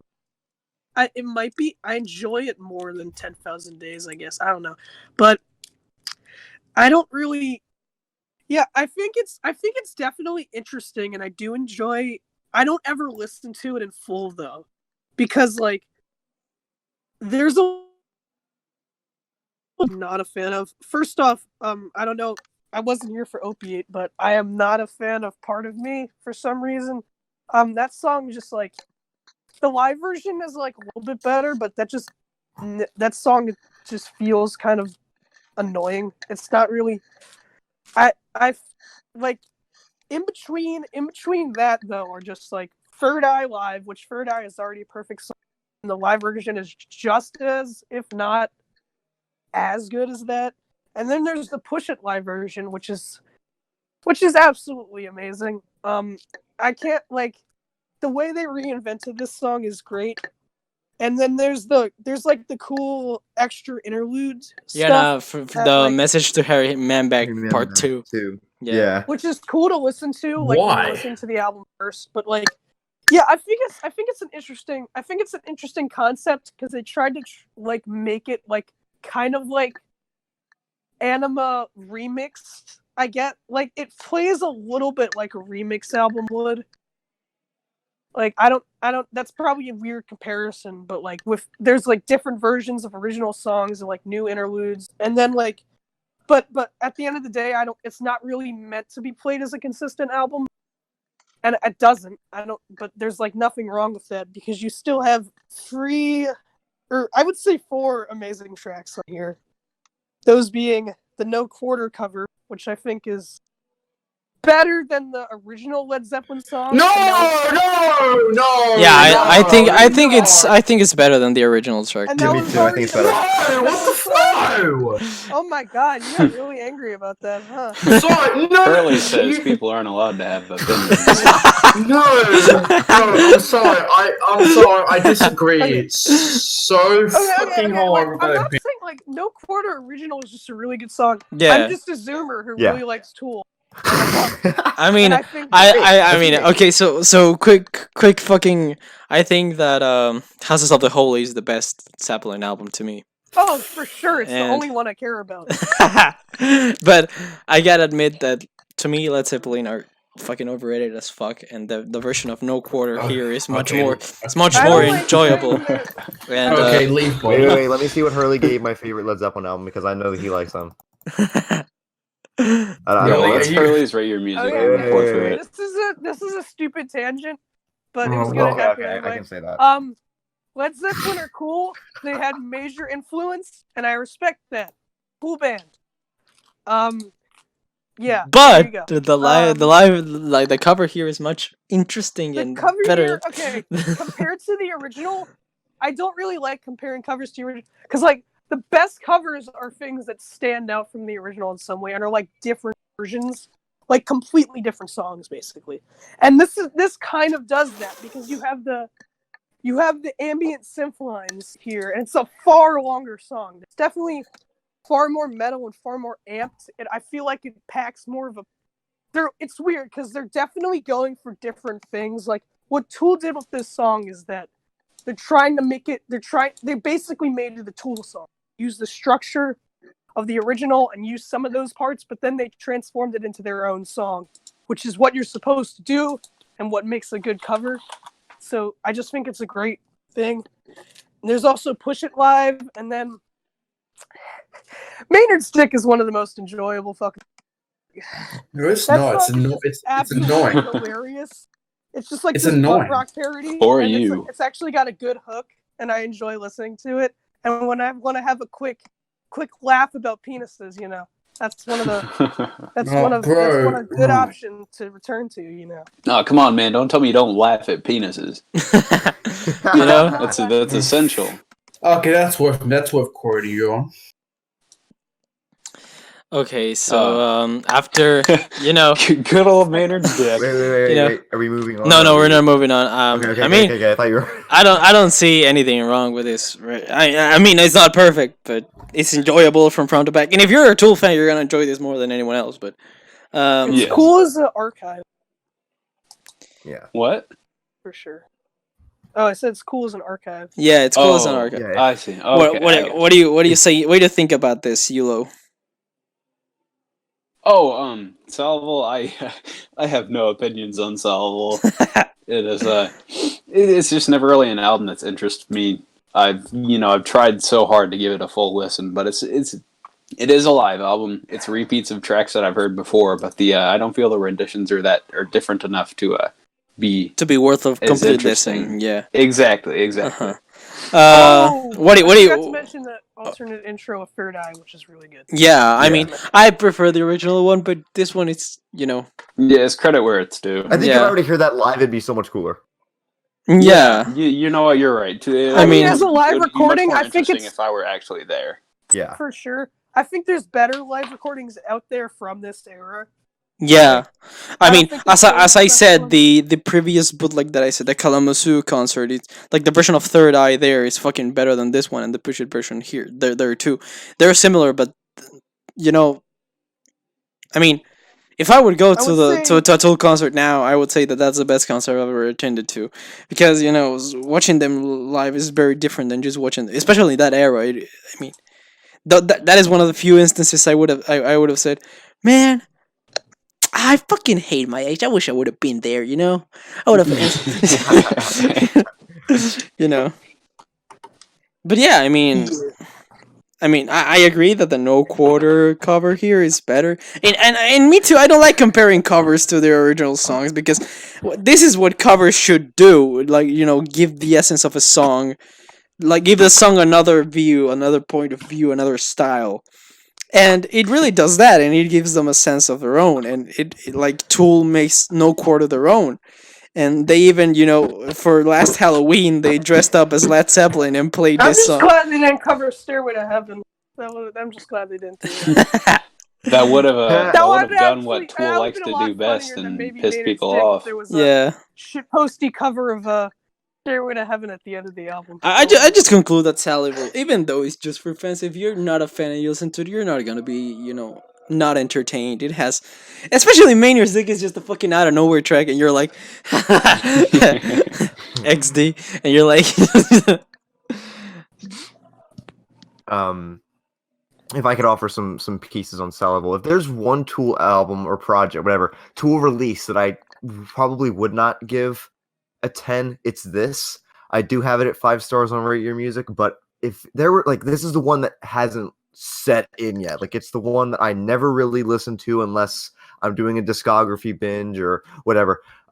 There are versions of songs on here that I really like. The versions of Third Eye and Push It, of course, are incredible. Nothing on the album versions, but still incredible. The version of Part of Me on here is kind of, a little bit forgettable. I don't really remember it off the top of my head. And if there's one song on here that just really bores me, it's Merkaba. yeah, Merkaba, and we haven't touched Merkaba because Merkaba is so fucking forgettable, and it's.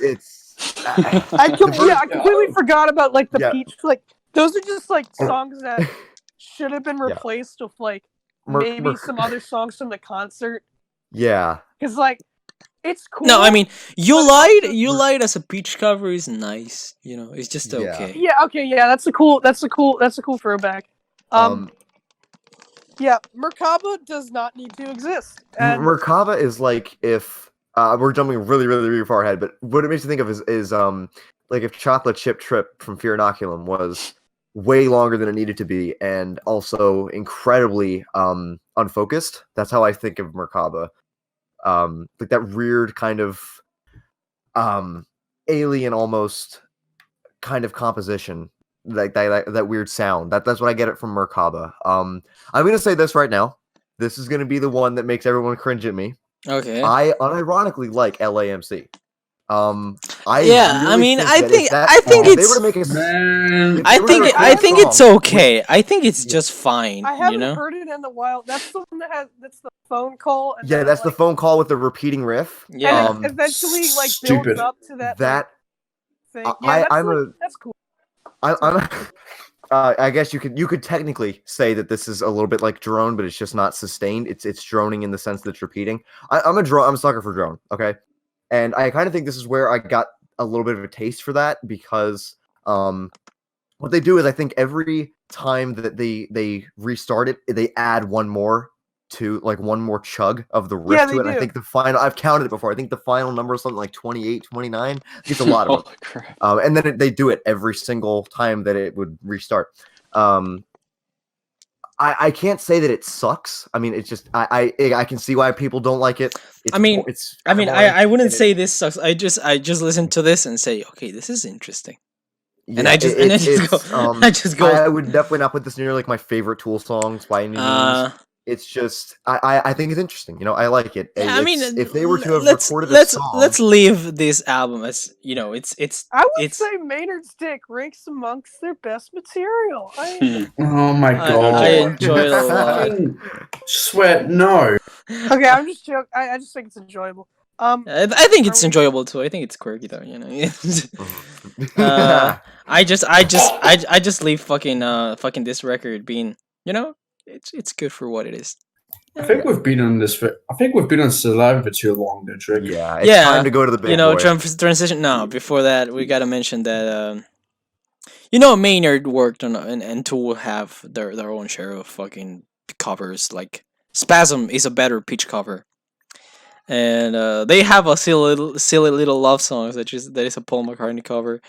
They cover Stranglehold. They had a song with Zach De La Rocha called Revolution.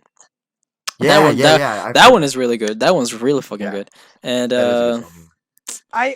I remember hearing it, but I heard a really shitty recording of it. So. Yeah, it only exists in like it exists in the low quality. I unfortunately. actually I forgot to mention this. I was a pretty big ever since I was a kid. I was a pretty big fan of Rage Against the Machine, and Maynard appears, and I found that about later. After I became a Tool fan, I was re-listening to the self-titled album by Rage Against the Machine and Know Your Enemy. Maynard makes an appearance, and I just realized I said, oh fuck, that's Maynard James Keenan, and that's right. Else. And also Maynard appeared on the fucking Deftones White Pony. Yes, You know? he's on Passenger. He's on Passenger, and that's fucking great too. After this, fucking Tool 2001, they would release their most famous album, and to me, their best album. Yes. Their Yes, finally. Okay. You came. Okay, let me come first. Sorry, I said finally. Let this be a Poopy bukkake. shitty. Okay. Yeah. So Lateralis was released, and okay, so Weak after album. I listened to Anima, I was like, oh, they have more material. They have one more album, and I said that this can't be better than fucking Anima. Yeah. And I listened to The Grudge. It is better. I was on the bus going to school, and I listened to it, and that was one of the only days I didn't go to class. I was feeling shitty, and I was listening to The Grudge. And then when the bus arrived to the I'm not gonna go to class. I'm listening to Tool. yeah, exactly. I locked up in the bathroom and listened to the entire fucking album front to back, and I was like, this is awesome, Oh my god! And then I sneaked to class and put the headphones on my jacket and just I was sitting on the chair, putting my hand my head on my hand with the headphone on my ear, and I was listening to Lateralis all day long because Lateralis to me is one of my top 5 favorite albums of all time. I can favorite. I don't think it's one of the best albums ever made. Like I would honestly consider it also as one of the best albums ever made. But to me, it holds a really personal space. Lateral. This is an album, and I said before, many times. This is not personal in the way that Maynard is being personal. In songs like Jamie or Age or Prison. This is not dedicated to anyone. This album is dedicated to the listener. It's actually it has messages of overcoming yourself and being something more than what existence seems to be, especially on tracks like Lateralis or Ticks and Leeches and Parabola. So it has a lot of that personal vibe, and when I listened to Lateralis, I really just started to cry because I was in a really shitty place mentally, and it is really, really, to me, here there are not so many, there's Eon Blue Apocalypse, but that's an instrumental. There's Mantra, which is fucking good because it's just Maynard, slowly petting his cat. And there's It's a good drone. Feb Doyad. And my favorite way of listening to this album is not the original album, and Gabe knows about this. I know what you're going for. Is the alternative track list. Oh Jesus fucking Christ! The Don't holy talk gift. about that fucking fifth ice. What was? Oh, Rick, we gotta fucking Rick. We gotta listen to Lateralis. Okay. It's not meant to be listened to how they release. It's meant to be listened to a mathematical sequence that is determined by me and nobody else. That's how you listen to the album. If you don't listen to it, you're wrong and you're stupid. Yeah, I prefer the Holy Gift, track list of You're Lateralis. the first person I've met that preferred that. I haven't heard the. I love the original, track list. I wouldn't change it at all. But if I had the option of choosing between this, order or the Holy Gift order, I would definitely choose the Holy Gift order because it starts with Parabola. It to me it makes much more sense to start with the Grudge, and the Grudge comes right after Fabe de Oyad in that track list, and I just prefer Yeah, that. and I've heard that. That's actually the only part of the Holy Gift that like really blew my mind was the transition from Fight to Oyad into. It makes much more sense to me, and Yeah, yeah, and to me this is a really personal record, and I adore it. I think it's one of the best metal and prog metal albums ever. I believe it has. Wait, punk? No, Did you say punk? I No, never said he said prog. He said metal. prog. He said prog. Yeah. I thought you said punk. No, that's punk. That's Uh, totally music. Dicks on Leeches, fantastic track, so fantastic. That is one of Danny Carey's best drum performances ever. Reflection, I've learned to appreciate Reflection even more and more with each passing time. It's probably their best bass line. A Schism, every fucking Tool fan loves a Schism, and it's like fucking I know the pieces fit, yeah, and it's just and I enjoy this record a lot. The Grudge has one of my top 3 favorite, screams of Maynard ever. Yes. Yeah. It's just technically impressive. Yeah. And watching him, because instead of just being painted blue on live concert, like he had the lateralis eye all over his body, and there's images of him standing in awkward poses and just it's just so fucking incredible. The fact that he laid on the ground as a fetus and started screaming at the Grudge is just so fucking great. I adore this record, and I adore the technicality of it. The patience, it's great too. Every track is just a standout to me. Lateralis too. Lateralis is just that song changed my life. Like undoubtedly. I can't pick a favorite from the entire album. If I had to, it would have been more because more personal than anything. The Parabola. Those two tracks, like the transition from Parabola. You can only consider them one song. They are not separate. Yeah, they're not separate. I cannot listen to them, separate. I feel awkward if I do. No. If Parabola comes on shuffle, I will turn my shuffle off and go back one track and put Parabola on before it. Because I just know I can't do it. Dicks and Leeches is great too. Every song here is. This album has a lot of running tracks too, tracks that blend into each other. Yeah. I'm particularly partial to the final 3 stanza, Fabia, which Disposition, Reflection, and Triad. Yeah, I feel like Triad is such a very strong finisher to this album. It almost as if the entire album was a build up to this moment. Yeah, where just everything starts hitting at once, and there's just no other feelings going on. Just this steady guitar riff in the background, and the drums. It all connects in that final moment, and it ends the album really, really well, I think. It's going with the same order. Sweatshop, what do you think of Lateralis? I think Lateralis is very, very good. Nice. Sick. Very good. Okay. Okay, so this album is like it's a clear evolution from like every album evolution, arguably I would say. But this is like them taking out pretty much all of the humor. Like there's no joke tracks on here. It's all straight. There's also not many very personal moments. It feels a lot larger in scope than I would say all of their previous albums for sure. And I think at least on this album, it doesn't hinder it at all. I would say on the next 2, it kind of does. But this one, I feel like it's the apex of that. It feels like their masterpiece, even if it's not really my favorite. It's definitely like their objective best album because of like all of it's probably their most risk taking and of all the things they achieved. Just like coming after the past 2, which was already a huge leap. Like Undertow to Anima to Lateralis is just such an incredible career arc.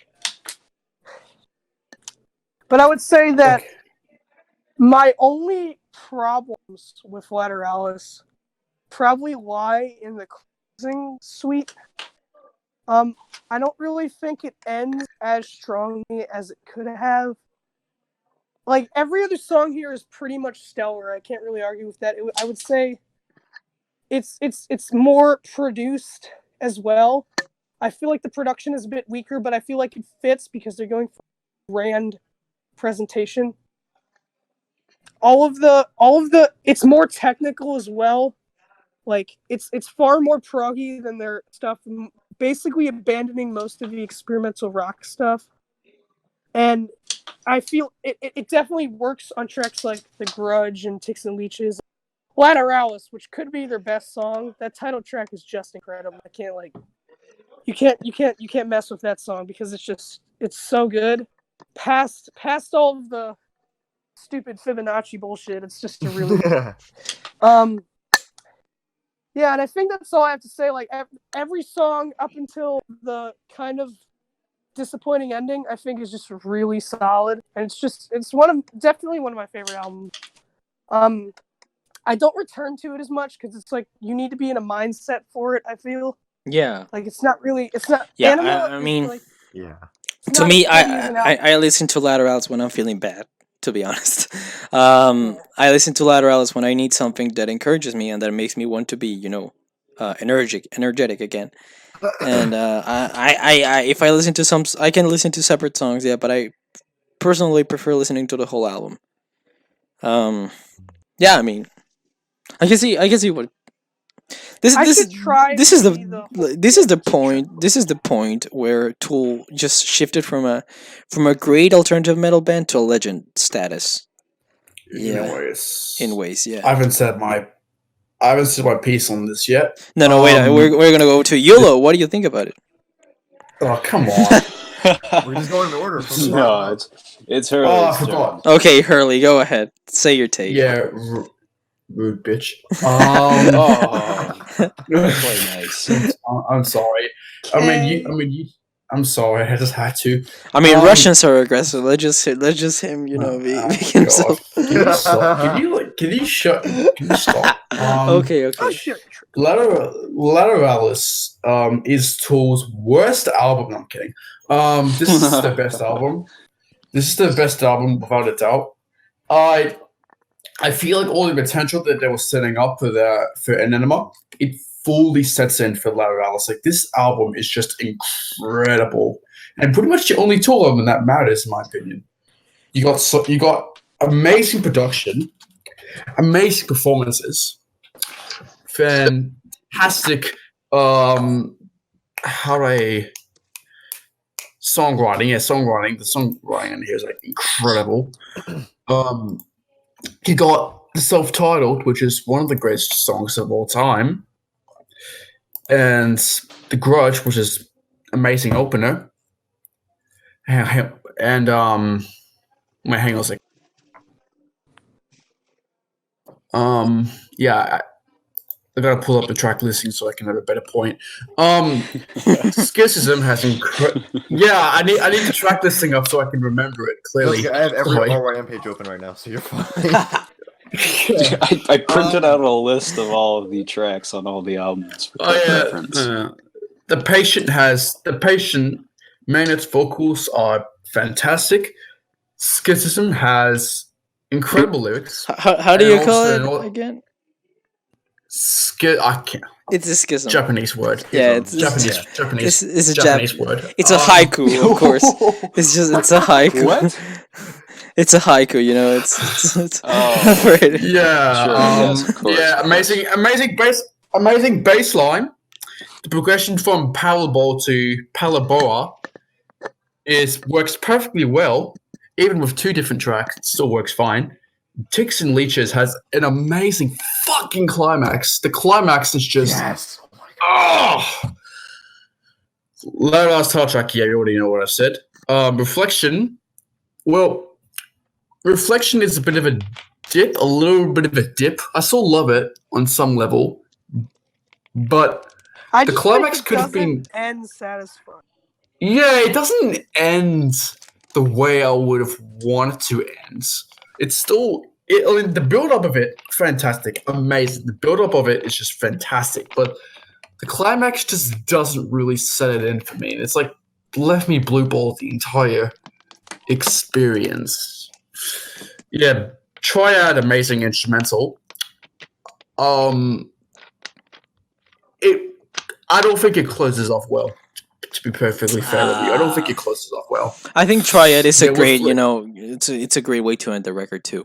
I mean, transitions to I mean- to Feb Doyard, but Feb Doyard is, it's interesting as fuck, because you can see you can listen to Danny going apeshit on the drums, and then Yeah, and the recording of this old story of a dude that called this show on the radio saying that he worked for Area 51, and it's really interesting, but that is Yeah, more it of was- that is more of an afterthought, and I consider Triad being one of the best closers in an album, because it's intense. It starts like from the background, and in fucking, it builds up, and yeah, I Oh, think this album It's- started a trend of Tool ending their albums with interludes. yeah. Which Yeah. I really don't fucking like.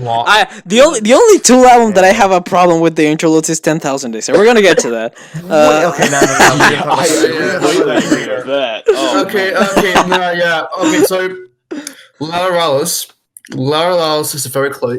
It's a close 10 for me. It's a very strong 9, and yeah, I adore this album a lot, and I feel like all the potential that they had is finally set in with Lara. And it's like a masterpiece. Yeah, Okay, I can say that's a good take. I was expecting something like, I honestly was expecting you to say Reflection was shitty. I don't know why, but that's my mindset. So Gabe, what do you have to say about the record? Okay, so similar situation with Anima. I did not get this album at first. I didn't think it was bad. I just was like, okay, I don't see why this is their most praised. And then it hit me one day. I'm gonna tie this story around with the next album. But there was a day 2 years ago where I first heard this album and 10,000 Days in one sitting, on a car ride. Very terrible time for me. I've mentioned this in another podcast with another artist, Pink Floyd. I listened to Lateralis as I was kind of weaving in and out of sleep, and I got to Parabola, and it woke me up. Like I wasn't asleep. I was kind of like I was paying attention, but I was weaving in and out, and it got me awake. And I'm like, okay, what is this album? What have I been missing out on? And it still took me 3 more months to pick up on this album. And what actually got me into this album all the way was listening to Disposition, track 10, which no one has really mentioned yet, and I'm really sad. Disposition This is one of my- is Okay, that's Okay, actually so true. if it's an This- incredibly beautiful song. Yeah. It's one of my favorite Tool songs probably ever. It's a little bit different for them. Like they've never really made anything this. Well, they have, but they haven't made anything this subdued commonly. It stands out on the album for me, and I know some people. I've heard a lot of people that I've met. A lot of people I've gotten into Tool have said that this is the worst moment on the album. The Disposition, Reflection, Triad sequence. I honestly think that to my extent, that Disposition is the weakest track on the album. That doesn't mean that it's bad. I love it still. Yeah. To me, it it's didn't top five albums, of course. So to me, this is a 10 out of 10 Yeah. album straight off the bat. It's Yeah. if I could give it close. if I could give it 11, I would give it 11, to be honest. And it's Okay, maybe not. I love this record more for personal reasons than anything else. But this is an interesting album because it's one of the few instances where the more I listen to this, the more attached I feel to the album. To be honest, and I think it's a masterpiece in every single way. And people that hate on Tool just because because the fan base, I gotta say, the fan base is the worst aspect of Tool, like a part of Yeah. the fan base.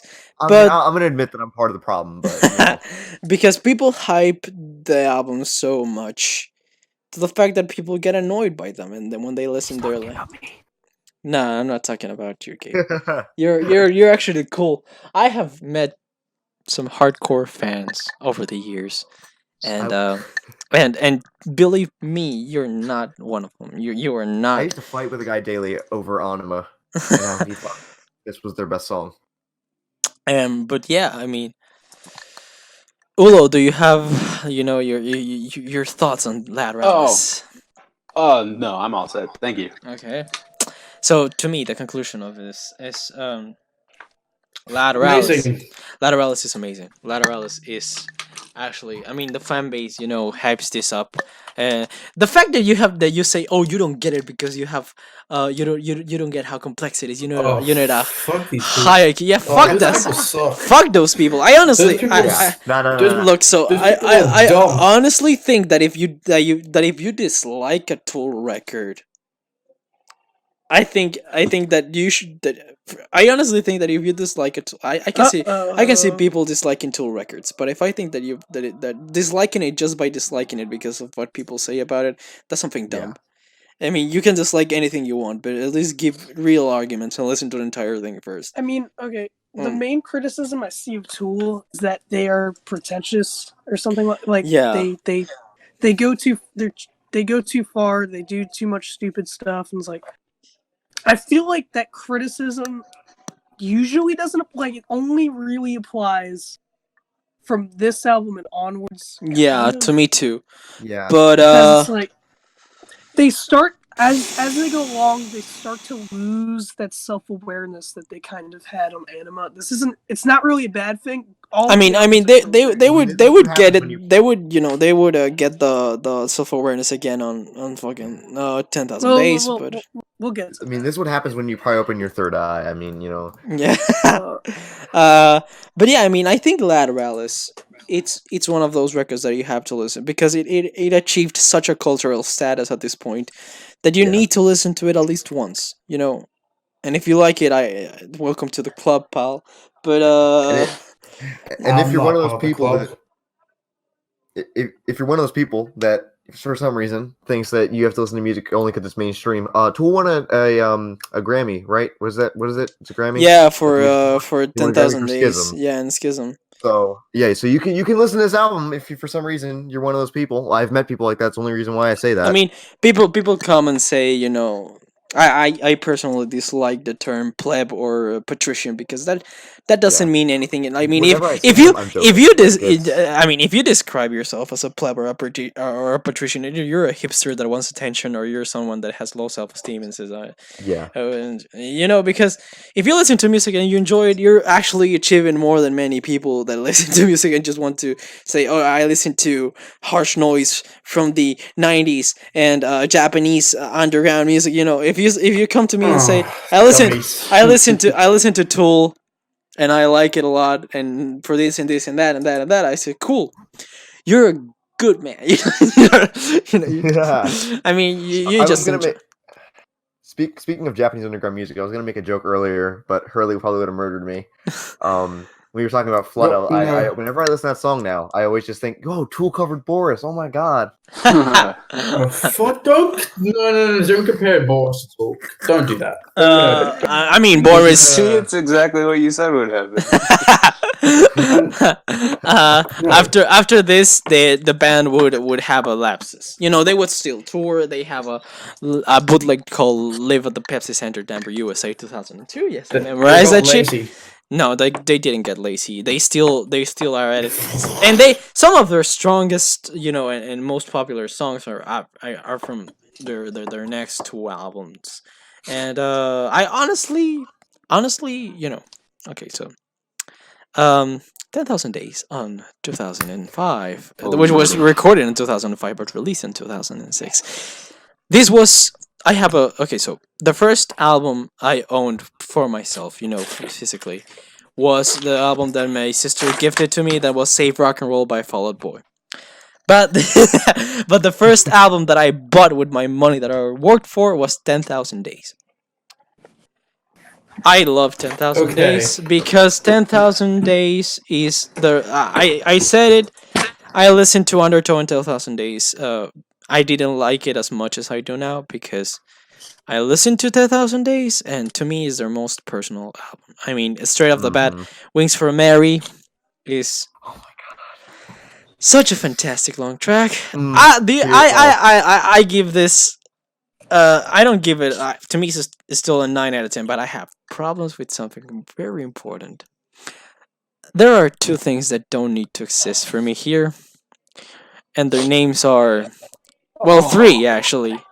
Oh no. Virginity, Can't wait to read. Virginity Tres, Virginity Yep, that Tres. can go. I am biased against Lipan Conjuring, but I don't Yes! I don't like I know it. what you're gonna say for the Conjuring can third one, and I'm also so go. mad. I don't like Intention. I don't like Intention at all. Oh my god! I like half of it, and then I despise half of it. Oh, Okay. now you're pissing everyone off. Okay, I'm I not was the gonna- only I one with was hot gonna- takes. So okay. First of all, I need to introduce Vicarious, Jambi, the Wing Suite, the Pod, and Rosetta Stone is one of the funniest, tracks I've ever listened to in my No, life. no. I love Rosetta Stone. It's so intense, and it's so intense. I love Lost Keys and the transition to Rosetta Stone. I just love it, and I love the lyrics from Rosetta Stone. The way that is just so fucking pretentious. That is just basically a dude that has smoked too much pot and is like, dude, I was kidnapped by aliens and I'm the chosen one, and it's just so fucking funny to me. No, But- the lyric, no. Vicarious, Rosetta Stone's Hurley, Vicarious, stop. Vicarious, Jambi, Wings for Mary makes me cry now. To be honest, it's really fucking personal. And the pod is one of my favorite Tool tracks ever. Me too. I have to say it because the pod is just so. I remember that months ago Justin Bieber shared it on his fucking. Yep. Shit on Instagram, yeah. Yes. Bummer. And I always remember because that is the track that most people know from Tool, in my opinion, because most people that I know listen to that track, and I love the fact that because it has such a memorable. I honestly thought that it was a woman singing this because the original mix and production of this is like, who are you to wave your I finger. was like, there's no way that's Maynard. Right? Yeah, That's exactly. When I that's not Maynard at all, and then it completely changed to Maynard Boys, and Jambi. I adore Jambi's Yes. Jambi's riffs and instrumentation is awesome. Vicarious, I love the vocal performance of Maynard. Wings for Mary, I love it completely. The two parts of it, especially when the rain gets louder and Maynard's just in 10,000 Days in the Fire is going on. I got a lot to say about this one. I'm not gonna lie. Rosetta Stone has one of the, they showed that they still have the the aggressiveness and the rawness and still in a way, and with mixed with fucking right. I mean, I like some segments of writing too, but I like it a lot. But still, I have some problems with the only problems I have with this record is Virginity Tres. If the record ended in writing two, I would be happy. Mhm.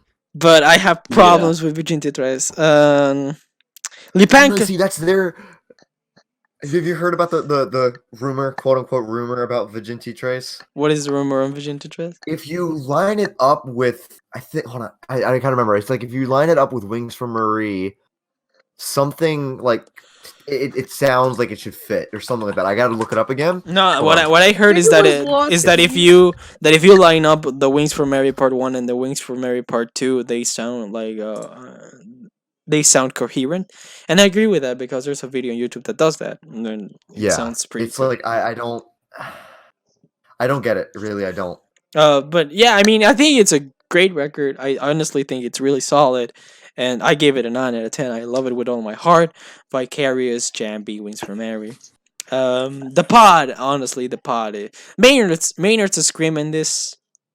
Top notch, to be honest. People hate Rosetta Stone. I love Rosetta Stone, and Me too. Certainly a song. it certainly is. Okay. So I did a little bit of research on Virginity Trace right now, and apparently it's supposed to be played back to back with Wings Part 1, like alongside Wings Part 2. Dude, that's cool. Yeah, Yeah, and I then found it that too, apparently lines up. I don't get it. I don't get it. I never tried it. I'm What gonna the try hell? that now. So okay, go into your opinion, guys. Going in order, Hurley. We're gonna get to you. Don't worry. Wow. Sweatshop. What are your opinions on it? Okay. Why? Actually, Why do you do that? I know there's people who like absolutely adore this record, so you guys can skip me for now because I don't have very many positive things to say. No, say them. We're starting from the bottom to the yes. top. Okay. Yeah. Yes, both sides. So this is my least favorite Tool album. It's still good. It's just like really lopsided. There's a lot of times where it's trying to go for the same grand stuff and really epic and proggy stuff that Lateralis was trying to go for, and there's also times where it's trying to go the more like song tracks that are off of Anima, and it doesn't really fit as an album. I'd say this is one that has the weakest flow from track to track because like Vicarious is a pretty solid opener, and then you go into Jambi, which is probably my favorite, and then like it just like grinds to a halt. Wings for Marie, and just like it's not really earned. I don't know, but like that song is really emotionally potent, and like after the 6-minute intro, it gets somewhere. But I don't really think it. I don't see it as one of their best tracks, personally, because like a major problem on this whole album, I'd say, is the production is definitely a lot more. I feel like it's pretty overproduced in a lot of ways. It has a lot of the faults that a lot of modern metal production has, like the drum sounds like being really sucking up a lot of the mix, and with Danny Carey's playing, that can be really evident sometimes. I feel that a lot on Rosetta Stone, which could be his best drum performance, but they kind of don't sound. They're like really booming, which is good for the climax, but I don't really think it works well as a song. Rosetta Stone, actually, I will say it is a very creative song, and I do like the lyrics and stuff. Yeah, they're really funny to me. And Lost Keys is one of their best interlude tracks, so it's not really an interlude. But can we all agree that Virginity Tres this didn't need to exist? Yeah, no, it's not good. It's not a good way to close it. No. The album falls off after that already. Because you go from that. You go from Rosetta Stone, and then I feel like, and then Intention, which is like trying to be Disposition, except it's way too long, and the electronic drums sound absolutely garish. Like it starts off pretty interesting, but like I feel like this album just like starts off awesome, like progressively gets weaker and less interesting as it goes along. I can say like, I never really I can say that's the main problem I have with it, because at the time that I get to Writing 2, it's a good song in my opinion. But Writing 2 is probably the highlight of maybe the whole album. But still, it's kind of weak compared to what was previously on the record to me. I mean, the ending is unsatisfying for sure. I really like the opening section. One thing we didn't mention was the video clips from Tool. The video clips are always fucking weird. Yeah. But I actually have the Vicarious, single on physical, and it's kind of similar to the packaging of what the actual, album would be without the lenses. And the video clips here are weird, and Writing 2 is something that I don't know. After Rosetta Stone are where most of my problems start with the record. I don't like Intention that much. I think it's kind of weak and unnecessary, and Writing 2 is just fine. It's okay. It's a song that I enjoy more and more with each listen, but still have problems with I just enjoy half of it until the intense rhythm, the intense riffs go, harder and harder until that part I enjoyed a lot.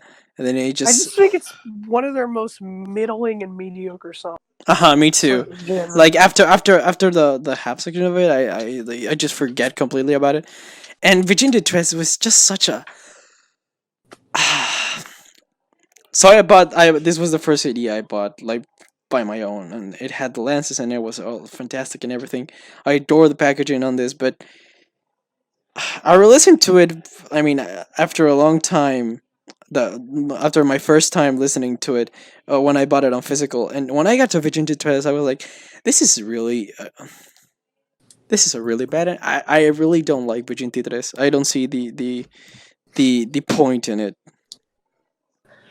Like, as a fan of like dark ambient and stuff like that, it's not good. It's like Tool has ventured into more experimental genres like that, and they've done it a lot better. Like what they did with like the industrial stuff on Disgustipated, that's like nothing like the rest of the album, and it's like this completely new genre. But that's one of my favorite industrial songs. But like they did not they really don't do dark ambient well, and that's like highlighted on this. It's just this really repetitive, uninteresting song. It just drags out the length of the album. Okay. It's just, like, completely unnecessary. So would you call it? It's a good album. I mean, would you call it a? You wouldn't call it one of their best, but you would call it good, right? No, it's the worst album. I would call it. It's very good. I give it like a 7 out of 10. Which I also gave 7 out of 10s to, I believe, Fear and OQM and Survival. But so I would say I put it on the same. I put it on a slightly lower level than both of those albums, but it's still got some of their best Jambi and Rosetta Stone, and it's still a really good album, and I'm glad it exists.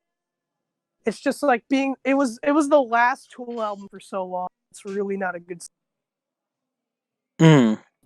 No, I mean I understand. So what are your opinions on it, Yulo? Okay, so 10,000 Days was the first Tool album I ever listened to, and The Pot was in fact the first Tool song I ever listened to. So I developed this really unrealistic expectation for how things were going to go. Because the vocals were really kind of high pitched, and it was very the record itself was very accessible, and I was not really prepared for what was going to happen. And I think that's a really, really good thing. This was the first album I listened to that was exploratory beyond standard song structures and basic chord progressions. This was weird. This was unusual. This left a weird taste in my mouth that I really, really enjoyed. And it starts off really heavy with Vicarious, which is just an absolute headbanger of a song. It features really heavy riffs and kind of dark, edgy lyrics, which I'm a sucker for. I'm not gonna lie. It then goes into Jambi, which is really groovy, and Justin Chancellor can really shine here whenever he plays. Next up, Wings for Marie. This is very. I love this song. It's very somber, and it's difficult to describe, and that's why I like it so much. Oh dear. Let's see, what else have I got to say? So, I think that this album could have done a lot better if it was reordered a little bit. I think some of the songs are in the wrong places, and I think it would have done way better if it had started off really heavy and then transferred gradually into being softer and more bleak and I mean, I honestly think it would have been better if it started with Writing 2 and then transitioned, like, in the end to fucking Vicarious and Jambi. It also would have done well, like you said, in the opposite way. If it started really soft and then gradually got heavier. Uh-huh. I feel like Rosetta Stone could have been a good closer, maybe. Yeah, me too. I honestly see, personally, that Rosetta Stone would have been a great closer, too. Yeah, no, I think, absolutely. I think Writing 2 would have been, a better closer personally. But, I can see how... No, actually, no, I don't really see it. So continue. Continue, Yulo. No. Of course. Yes, where was I? But yes, we could absolutely do without Lip and Conjuring and Virginity Trays. I have developed a taste for weird songs now, but when I first heard the albums, I absolutely skipped them every time. I thought they were just so pointless. Why would you subject yourself to this? But I get it now. I really do, but back then it was just so confusing to me. Really, I think it's my favorite studio album by them. If we're not counting Opiate. Opiate's my favorite, but This one is just it's so unique, and I've never heard anything like it before. Yeah. Is there to be honest, is their more proggy approach, like conventional prog approach. Definitely. Yeah, because you know, you know, fucking. I call this as prison sex meets sticks and leeches. To be honest, um, because it has their most technical views, but it also has some kind of old school prog aspects to it, and it's their most proggy album, to call it in a way, because Yes. Lateralis has a metal vibe to it still. It has songs like The Grudge and Things and Leeches that are straight Yes. up metal. But this album has their most relaxed moments and such. Yeah, I mean, I don't call it bad. I just think that this album, I really would I have. do understand people's often distaste for it, Yeah, or frequent distaste for it. Not often. That was the wrong choice of word. Okay, so Gabe, do you have anything to say about 10,000 Days? Do I have anything to say about 10,000 Days? Do I ever? So for everyone who knows me, outside of here, this is my former favorite album of all time, and it's still in my top three. Okay. I mentioned earlier how that day that I heard Lateralis again, and it kind of started clicking with me. I'm gonna again. We're covering a lot of artists that meant a lot to me during a very awful time of my life. So it was summer of 2017. My grandfather's dying, and we're making pretty much weekly trips to see him in the hospital. And I'm slowly getting into Tool, and this is before I had Spotify, so I'm on Google Play Music, and I'm on my phone. And I look at 10,000 Days, and I'm like, you know what? It's time. I'm going to put it on, and I'm listening to it. And by the end of that album, I felt changed. Wings for Marie is, if I were to probably count it as one, for both part 1 and 2, it is my second favorite song of all time. And it continues to be, it will continue to be my second favorite song of all time. What's your first? One of those Two-Headed Boy Part 2 by Nutrimoko. Very. This song, really, this whole album came to me. It was a right place, right time kind of thing. It didn't take any re-listen for me to realize just how much I love this album. And I listened to this album nightly for about 3 months that summer. And even still to this day, I listen once or twice a month, maybe. Just because I burnt myself out on Tool this year because I did tons of re-listens in anticipation of Fear Inoculum. But this album is just, to me, every moment. I'm gonna be totally honest. Everything except for Viginti Trace on here is immaculate to me. I honestly do like Life and Conjuring. I'm not gonna lie. It kind of it adds a little bit of calmness, because I do think that Lost Keys into Rosetta Stone is the second highest point on the album, and I still listen to both songs at once. It's Lost Keys and Rosetta Stone for me. I can't really do it any other way. It's hard to formulate, or it's hard for me to kind of form words that haven't already been said about one of my favorite albums ever. And I've done this a lot on other videos I've done on other podcasts. So, it's hard, but I really don't know how else to say it. This is a masterpiece, in my opinion. This is one of the greatest albums ever made. And it is continuously one of my top 3 favorite albums of all time. I said I had 2 Tool albums in my top 10. It's Anima and 10,000 Days. I mean, I can see why people love it a lot, because this is a personal favorite for many fans too. I mean, but this is also a record that has many problems, and I'm honestly, I loved this album too. I love it more than I used to, and this was basically, alongside Undertow, my introduction to Tool. And without it, I would have been a Tool fan, basically. And I have a lot of love for... I would agree that this has some of the best prog metal songs of the 2000s, And it has fucking Rosetta Stone, Wings for Mary, Vicarious, Jambi, The Pod, and everything. And yeah, I mean, I agree that is a good record. What is your opinion on it, Hurley? What do you have to say about 10,000 What? Days? Why'd you get really excited when he said, "Hey Hurley, what is your opinion?" What on is your opinion Your- on it? That's what he's Yeah, your supposed to opinions do. are- He's the announcer. Hilarious. And Oh helpful. wow, okay. So I will say I don't like the production on this album. I think it's too beefy and like too muddy and bass heavy. From like, well, Sure. maybe not muddy, but it's like really beefy. It's too beefy, really. If that makes any sense. What do you mean by beefy? Now, Yeah. No. it's like I don't know. It's like it's just too bass heavy. Okay, I'm just repeating myself at this point. I mean, I agree with him on the production being not as Yeah. stellar. Yeah, I doesn't do. let Yeah, the quieter moments shine nearly as well as something like Anima Yeah. does.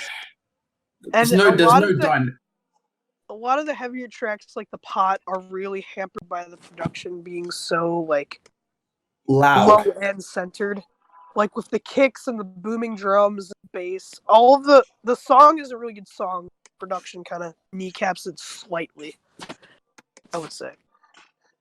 But like, there's no dynamics on this thing, pretty much, and it's like bothers me. Well, there are highlights. Like, I love the first track. How do you pronounce it? Vika, the Japanese word. Yeah, Japanese great. Yeah, I can agree. The Wings songs are amazing. They're original, and they recently clicked for me finally. So I can agree that they're amazing. The part's pretty great. Lost Keys is an amazing interlude. It's the best interlude. I can agree. Oh yeah. Libtron currying is the worst thing that Ben ever did. Why? Why was that needed? Why was that It's needed? okay. it's just kind of mystical, bro. I mean, you need to understand. No, like it had no purpose. Like it has no purpose at all. I like the ending of it. The voice of Maynard, getting with the lady in the background. Hey, I love No, I love that. It's disgusting. It's disgusting. Get that shit away. Get that out of here. Rosetta Stone. Well, I love the instrumental. The instrumental on this thing is fucking amazing. Like holy shit. But it ain't a 10 out of 10 song because the lyrics are one of the worst things I've ever read. Like it's stupid. It's not funny. I don't understand. And it's corny. It's extremely corny on But so many that's levels. kind And of the it's point, that is you know? the point. Yeah. yeah, but It feels like okay. Yeah, but- So like Yeah. the No, thing dear. is, I think the point of that song coming after Lateralis, I don't know if this was appearing, but a lot of the snobby fans were like reading way too much into their music. Yeah, and they started I to feel like this like song is kind of like mocking them in a way, and I feel like Yeah. that's why it's so stupid. It's like a representation of all the stupid interpretations, overanalyze people did. I in mean, their fans. fair enough. I mean, yeah, again, and the lyrics I mean, don't I can't see someone calling this song Okay. bad because it's still, even though we wouldn't take in consideration the lyrics, the instrumentation and Maynard's vocals are great. Oh my god, Just- Danny's drums on here Yeah, are insane. I mean, the section where there's a video of the Arthur clip where they're like, where are they turning their instruments and all that kind of shit, and they put fucking Rosetta Stone when Maynard starts screaming overwhelming as one would be, and it's just so fucking great because I agree that the song is kind of mind blowing with that. It's I like this a lot. I like the instrumentation and the vocals a lot, even though Yeah, the lyrics to me are so fucking funny. I cannot find them Yeah. anything more than just laughable.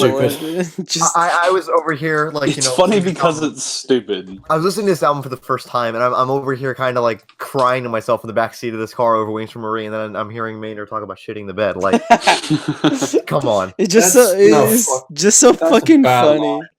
It's just so fucking That's funny. not. It's just no. I mean, the objective it's like, of I the, bet you, Hurley. I bet you don't think poop jokes are funny. I just don't. I'm sorry. That is how I am. I'm Adam not. I'm not in.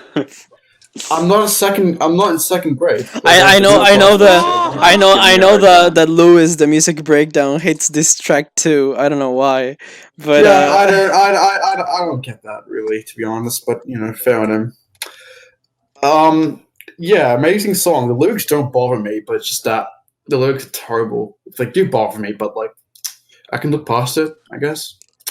Intention is it's great, but like that's all.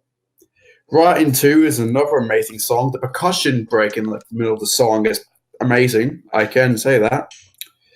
And the album closes off really shitty.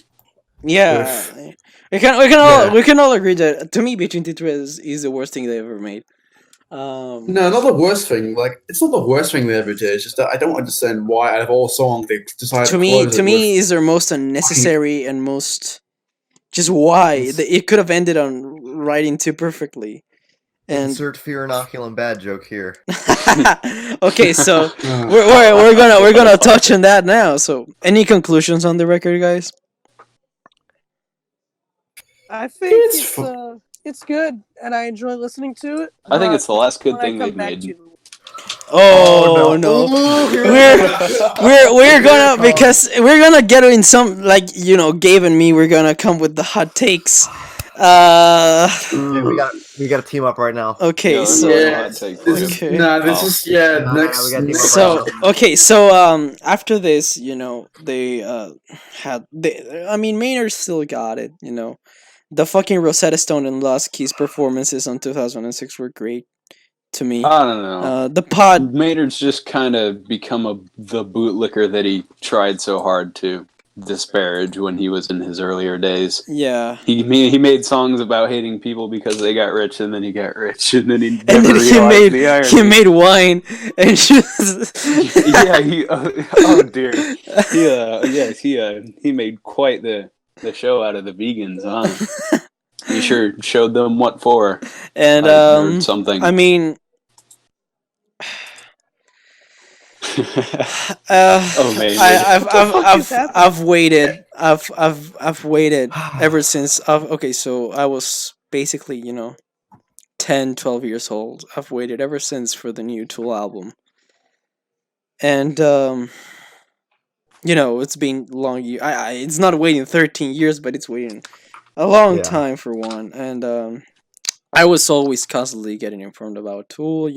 There were always a kind of leaks or of the initial descending riffs of their in their concerts, and this year, Live at Rockvale Festival, May 5th, Okay. 2019. Yeah, we are going to talk about this. They played Descending and Invincible, and I'm not gonna lie. To me, those became just instantly two of my favorite songs of like Tool songs ever. Just listening. I watched. Are you serious? Are you serious? I'm not joking. They To are me, for me, they I'm not are gonna lie. fucking great. Descending and Invincible, the live versions, the early live performances, I just adore them. early life performances would have been a lot shorter. No, they're almost the Yeah. same Mhm. length. The only thing that Okay. expanded, yeah. After 13 years in the wait, I was really nervous because Pussifer albums were fine. The new A Perfect Circle, the Circle new was- A Perfect Circle album disappointed me in so many levels. Yeah, it wasn't that good. geez. I love 13 Step. I Me too. Oh my love it. God. I 13 adore Step is actually like super. 13, it's really 13, 13 Step. It's I really haven't good. heard.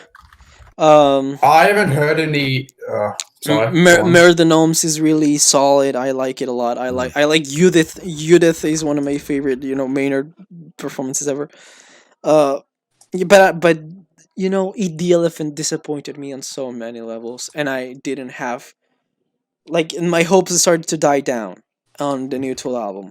And I had basically no hopes, and then I listened to Descending and Invincible. And Gabe, I was part of the Live server, ever since March. Yeah. And Gabe, saw me lose my shit after I shared. Yeah. Here's the thing. I don't know about Cringe. Did you see it happen live? Yeah, I Did you was watch watching the a stream. The of the Instagram concert. live streams of Yeah. Rock Because Hill. I was losing my shit because Danny shared Adam shared the riffs, saying new Tool song tonight, and I was like, oh my fucking Yeah. god, because they sounded so good. And Tool Fear Inoculum released this year on the August 30, 2019. August 30th. It's The most Oh my God. it really suffered from. This is something I dislike. Okay, I'm gonna say this open because basically my entire work and the things I do are gonna be relying on things I do online. But I dislike Anthony Fantano's takes for the most part. He has Oh, we're gonna talk about that? because the rating of the album, the reception of it, it was really well received when it came out. But after Fantano came out with his review, the reviews of the record went down just completely. It was a 3.60 and Well- 70 out of 5, and then after just the day after the review came out, it dropped to 3.27, and people were going like, "Oh no, this is really bad." And Here's the thing about- the Fantano effect has been proved at this point, in a way. Oh, yes. Yeah, and it's just I dislike. I mean, I respect Anthony Fantano. and Danilo I Joe. can't wait for Anthony Fantano's videos to, because then my opinion has arrived. And because when he gave I still resent him for this. When he gave the Raven he refused to sing a 5, I was so mind blown, because he and his review of Fear Inoculum is not that good either, in my opinion. But still, I mean, till Fear Inoculum came out, I listened to it. And Gabe knows, because we basically we were staying up all night listening to it when it first came out. The single came out before Fear Inoculum. Yeah. I didn't the like. single. I wasn't a fan of it at I first. drew the ire of so many people When that I- morning when I said that I was so happy with it, and they're like, "This When song I- sucks." What do you? I what are you liked talking about?" half of it, and now I liked it. I like it entirely. Nah, I but think it's a decent song. To me, so Tool Fear Inoculum came out after. I it honestly, was a really bad choice. of I a song. honestly think the only thing I don't like about the album is the cover. The only thing I don't like about it is the cover. Yes. Yeah. Oh, hell yes. It is so bad. Yeah. But to the me, art, it looks the like artwork, effect. the artwork is fucking amazing. I have to say that. Like, if you have bought the No, record, no. mwah, the artwork is so fucking great. Mwah, the packaging is their best. Mwah, it's just I adore the I own the CD. I own the CD, and Gabe knew that how much of a bummer I was that I didn't get to pre-order it, and then I just got a copy of it, and I was just the happiest fucker on earth, and when I listen to this album, it's honestly, to me, it's their most conventional prog album. The band has aged, and people age, and I have to say that Maynard is not gonna scream like he's not gonna be Judas Priest's entire life. He's not gonna have the consistency on the vocals, because that's really rare for, especially. And but the band aged, like all the members, like Adam Jones is completely. He looks like Gandalf now, basically. Yep. And Danny's a daddy, and Justin is just all his great beard. He's the one that hasn't aged like completely. He's just got great hair. Yeah, But, he's got the gray hair. He looks the same. But this album is about growing up to me, and conceiving to the idea of growing up, and it's And challenging mortality. even if because I gave this album a 10. It's it's become one of my favorite records ever. It's so personal to me, so deep to me. bro, I'm not, but It's one of my favorite even if I don't attach myself to it personally, it's an 8 out of 10. Even if I see it like objectively, all the things, it's a solid album to me. Yeah, I don't see anything wrong. The production is good. But the song structure here is fantastic. The Fear Inoculum title track I adore, and the Numa is fantastic. Invincible and Descending just are Oh my god, Invisible. Calling Voices is Chocolate Chip Trip is just a really funny track to me, and Tempest. Oh my god. Tempest. I'm so. To me, I'm ready. This for is to me crucifixion. this is one of my favorite albums. It has become one of my favorite albums of all time, it's an album about growing up, especially Descending, Fear Inoculum. The lyrics on this album is the first Tool album that came with lyrics. That's something interesting to say. The booklet came Oh, with the interesting. lyrics. I did not know And that. is that because all the other records didn't have the lyrics on the booklet. And this is the first Tool album to ever come with lyrics. And the lyrics are really fucking, the most personal they've ever been. If Lateralis is a record that I listened to it when I felt bad, this has become one of those other records. It's not top 10, it's not, but it's up there with my personal favorite records of all time. And I honestly think that it delivered. Even if I look at it objectively and I criticize it, as I want to be, music journalist that criticizes stuff, I see it as a solid record, as a record that Tool just proved that they still got it, that they still have the technicality, and that Maynard just is not as intense as he used to be, but he's still a vital part of the band. Yeah. And honestly, if I had to give it a rating, I would give it either an 8, a solid 8 out of 10, or a 7 if we go deep hardcore. If I include the fucking, I honestly find the interludes, kind of funny to me. I like them. I this is really an think they really take an away, I'm not unpopular. gonna lie. This is an unpopular take. I like the interludes, to be honest. I prefer the entire album, with the interludes. I think the record ends well on the Maynard interlude, which is basically the ending, the fucking mocking beat. I think Legion Inoculant is interesting. Litany Controller is an interesting one too. But I adore the entire album. I think it's great, and I know people shit on it, but I don't see why. It's not bad at all. It's just even compared to other Tool stuff, it's good. It's not bad at all. The instrumentation is still there, and the song structure, especially in songs like Descending, is just fantastic to me. Yeah. So this is a personal record to me, but it's a good record at least. It's a cool. I don't link it as much because, of course, people there are two sides to me in this criticism. People that expected an old fashioned Tool album that got the Maynard vocals and the structures from 10,000 Eyes or Lateralis, and people that just take it as from ratings on the internet. I think that if you disjoint yourself from what Tool was gonna be and see this as Tool getting old and doing still music, if you see this as a prog metal album, it's great. But if you still compare it to their previous material, it still has their essence. And I like this record a lot. And what do you have to say about it, guys? Starting with Sweatshop, what do you think about the album? Okay. Well, I would say this is probably the midpoint to enjoyment. Is it too soon to rank them? No, it's not too soon to rank. Okay. I would probably go like Opiate at the bottom because I'm like that. Then then 10,000 Days, and then this album, and then Lateralis, then Undertone, then Anima or something like that. But this album is still really, really good. Yeah. Because okay, so the thing is, this is for sure their most formulaic album. Every track here follows a similar thing to the other tracks. Yeah. At least the long one. In a way that they're they have the same climax and same other stuff. And I think the opening 2 tracks are definitely the weakest ones. Because they exemplify when I first listened to it, I was really scared because they were really not they were really basically it felt like them resting on their laurels.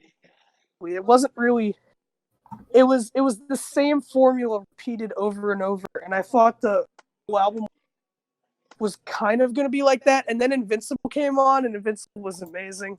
So I was like, okay, this is still going to be really good. And Invincible is still probably my favorite song on that. That or Descending, they're both fantastic songs. But it's really just it's kind of it's their it's at the same time it's their most adventurous album. At the same time, it's the least adventurous because it features their longest eventful songs and their most detailed songs, but it also features every song has a similar structure, with the exception of the chocolate interlude thing, which I think is actually really cool. It's just a drum solo, and it's a really good drum solo because it's Danny Carey. So of course it's going to be a really good drum solo. But the other thing is that I feel like they're worse produced by far. I don't know if anybody else would agree with that. I wouldn't agree with that, no. Okay. It's just like it's more of what happened with 10,000 Days. It's at like a constant high, so nothing really builds. The builds aren't as satisfying as be.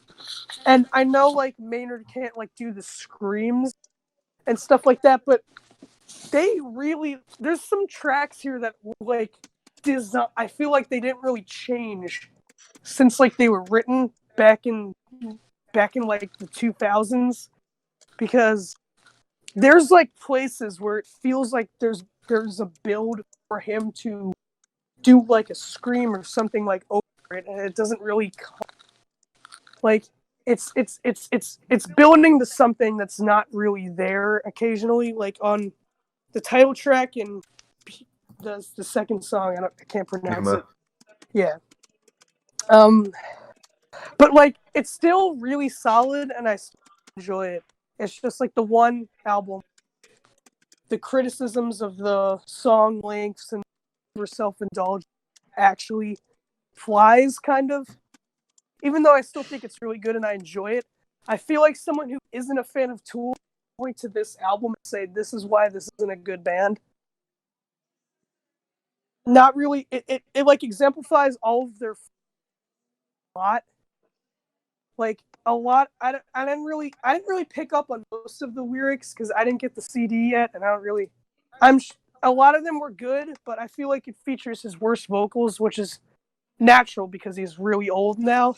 So, of course, the vocals aren't going to be as good as like Undertow or something like that.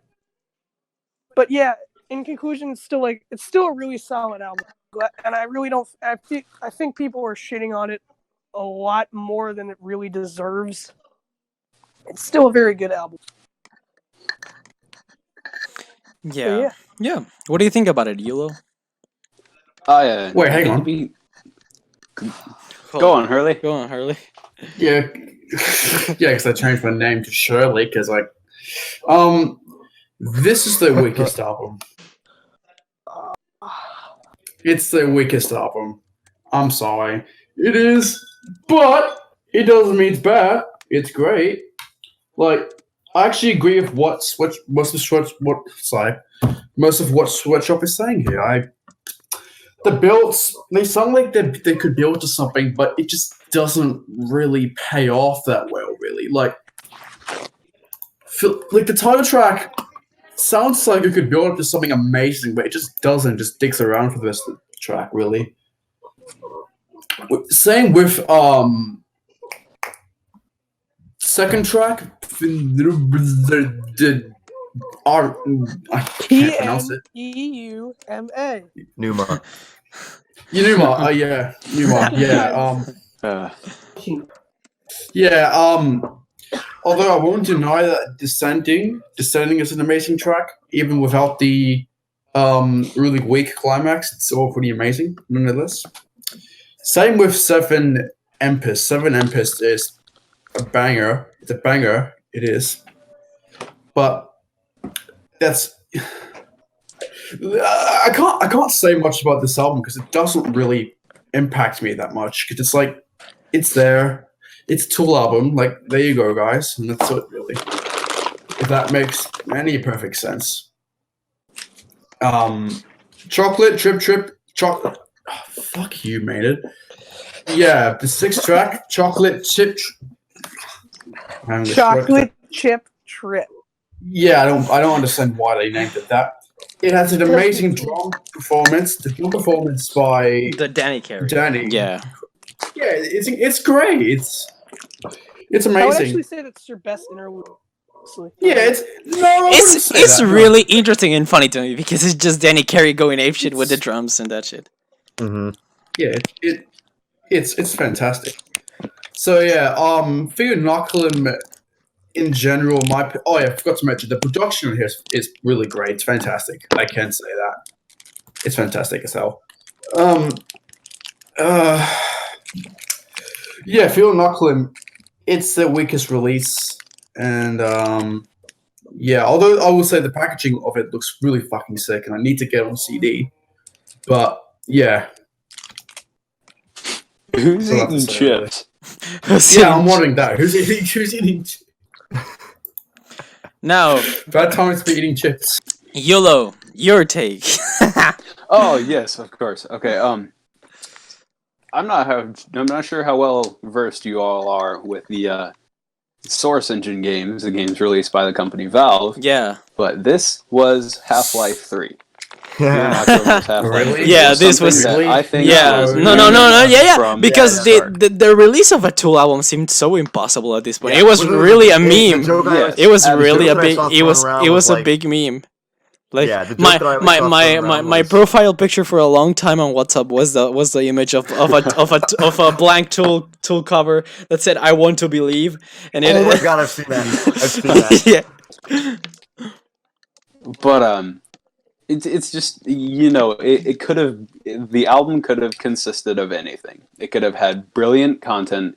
Could have had great flair and marketing and everything, and it just would not have succeeded. It could have been anything, and still people would have been left unsatisfied with it. And because there was too much hype built for it. Anything could have been in its place, and people would go, this isn't what I was expecting. This is come on, you waited 13 years to release this. This is what we're getting. It's people like to be disappointed like that.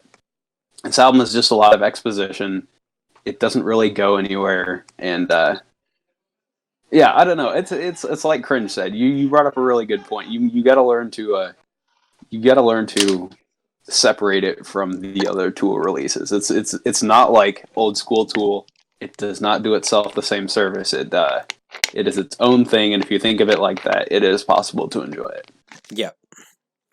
What do you think of it, Gabe? Hey, my man. So my wait for Fear Inoculum was significantly shorter than most people who have listened to Tool in the past. I only had to wait 2 years for this album, but it was still a very unbearable 2 years. The period of waiting for this album to come out was so intense. The months leading up from the announcement of the album at a random Tool show, I think back in May, Yeah. all the way up to the series of social media announcements. Sorry in late to July. interrupt. There is this channel called Tool Archive that I just have to tip my head off for such a great work on keeping up with the updates. Yes. Just It is fantastic. hands off. Yeah, the YouTube channel is great. Give them a subscribe if you have not already in your. They Tool also thing. post They're- some of like their best concerts with actual videos. Yes. Oh my god. Okay. Yeah.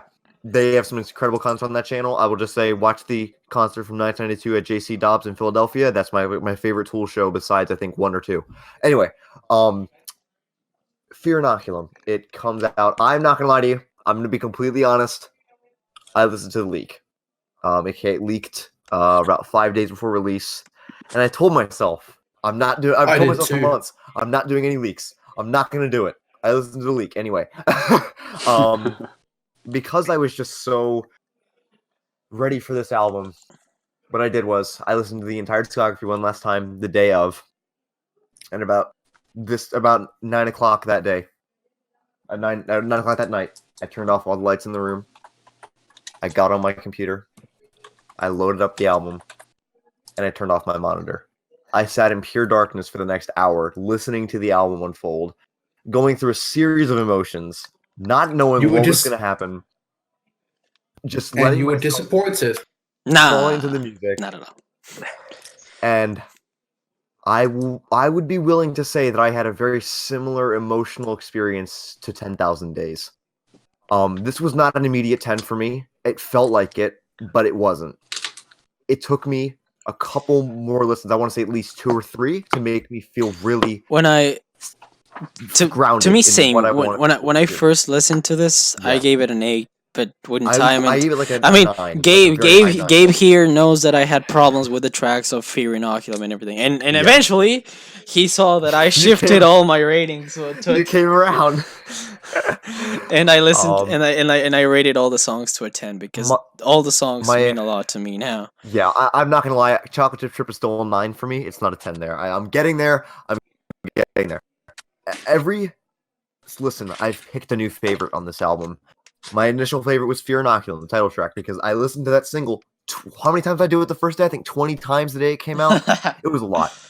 I listened to it immensely, and people kept, riffing on me like, "Oh God, that song sucks. What are you doing?" Anyway, then it went to Descending. No. When I listened to the album, it was Calling Voices because it reminded me of 10,000 Days, and I was just in love. And actually, I'm not gonna lie to you, I did cry when Calling Voices came on. I'm not gonna lie to you. The intro of that song is beautiful. I will it say. really the first is. half is really It is. I'll agree with that. Yeah, it is pretty fantastic.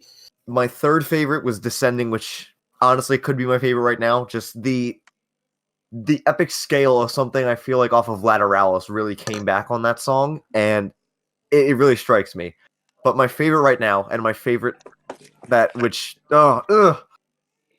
in my opinion, this is the best song on the album. I just want to talk about it a little bit more.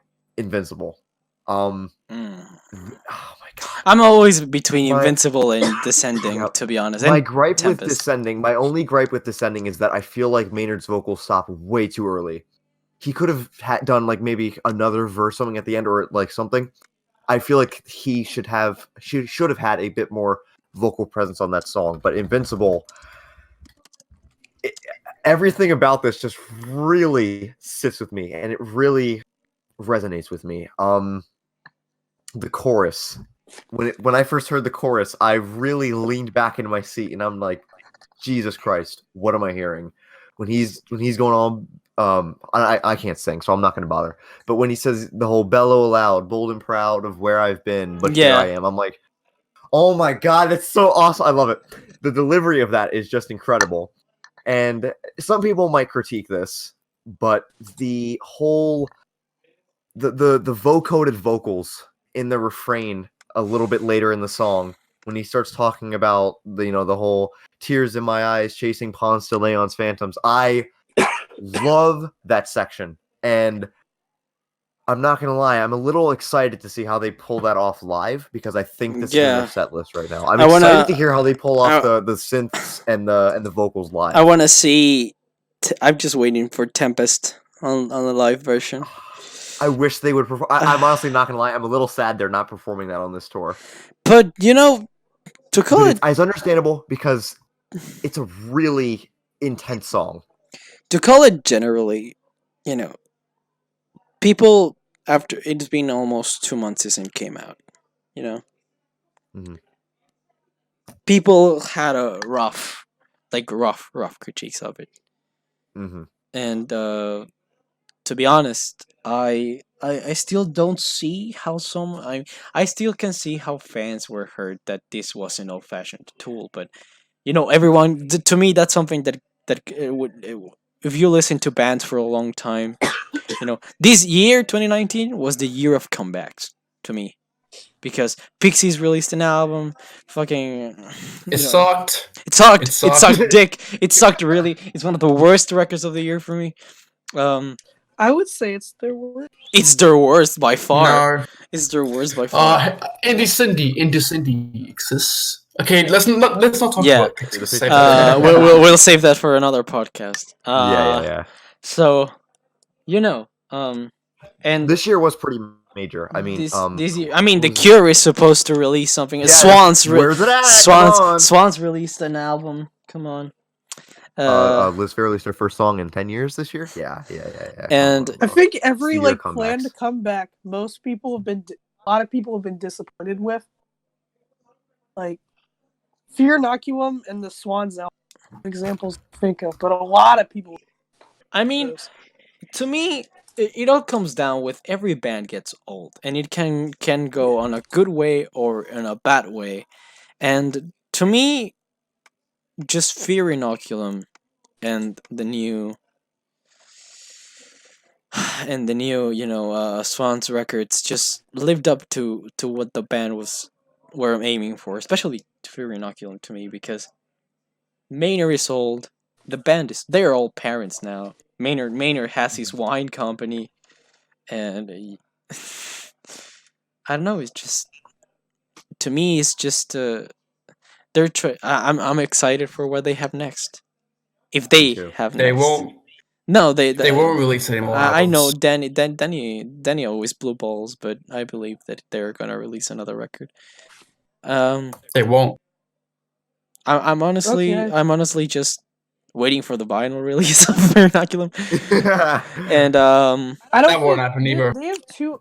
I don't think 10,000 Days or Anima ever got a vinyl release. they got which is no fine. Anima got Yeah. official vinyl release, Anima but got it a- was got a vinyl really release. really short, and there are a lot of bootlegs now. The 10,000 Days bootleg is really fucking popular, and but I gotta say that Fairy Inoculum to me stands as a band growing up with their sound, and I love it.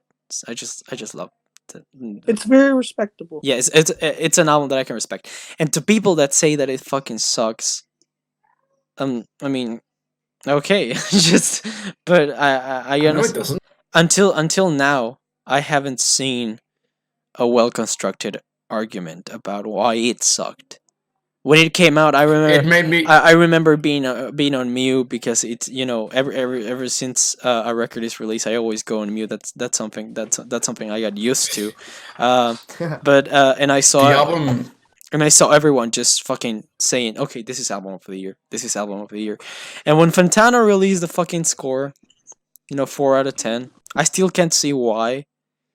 But I mean, he's the fucking man who loves synthbursum, so Well, just With okay. Fear Inoculum, nobody actually wanted to review it. Everybody just wanted the hottest take. Yeah.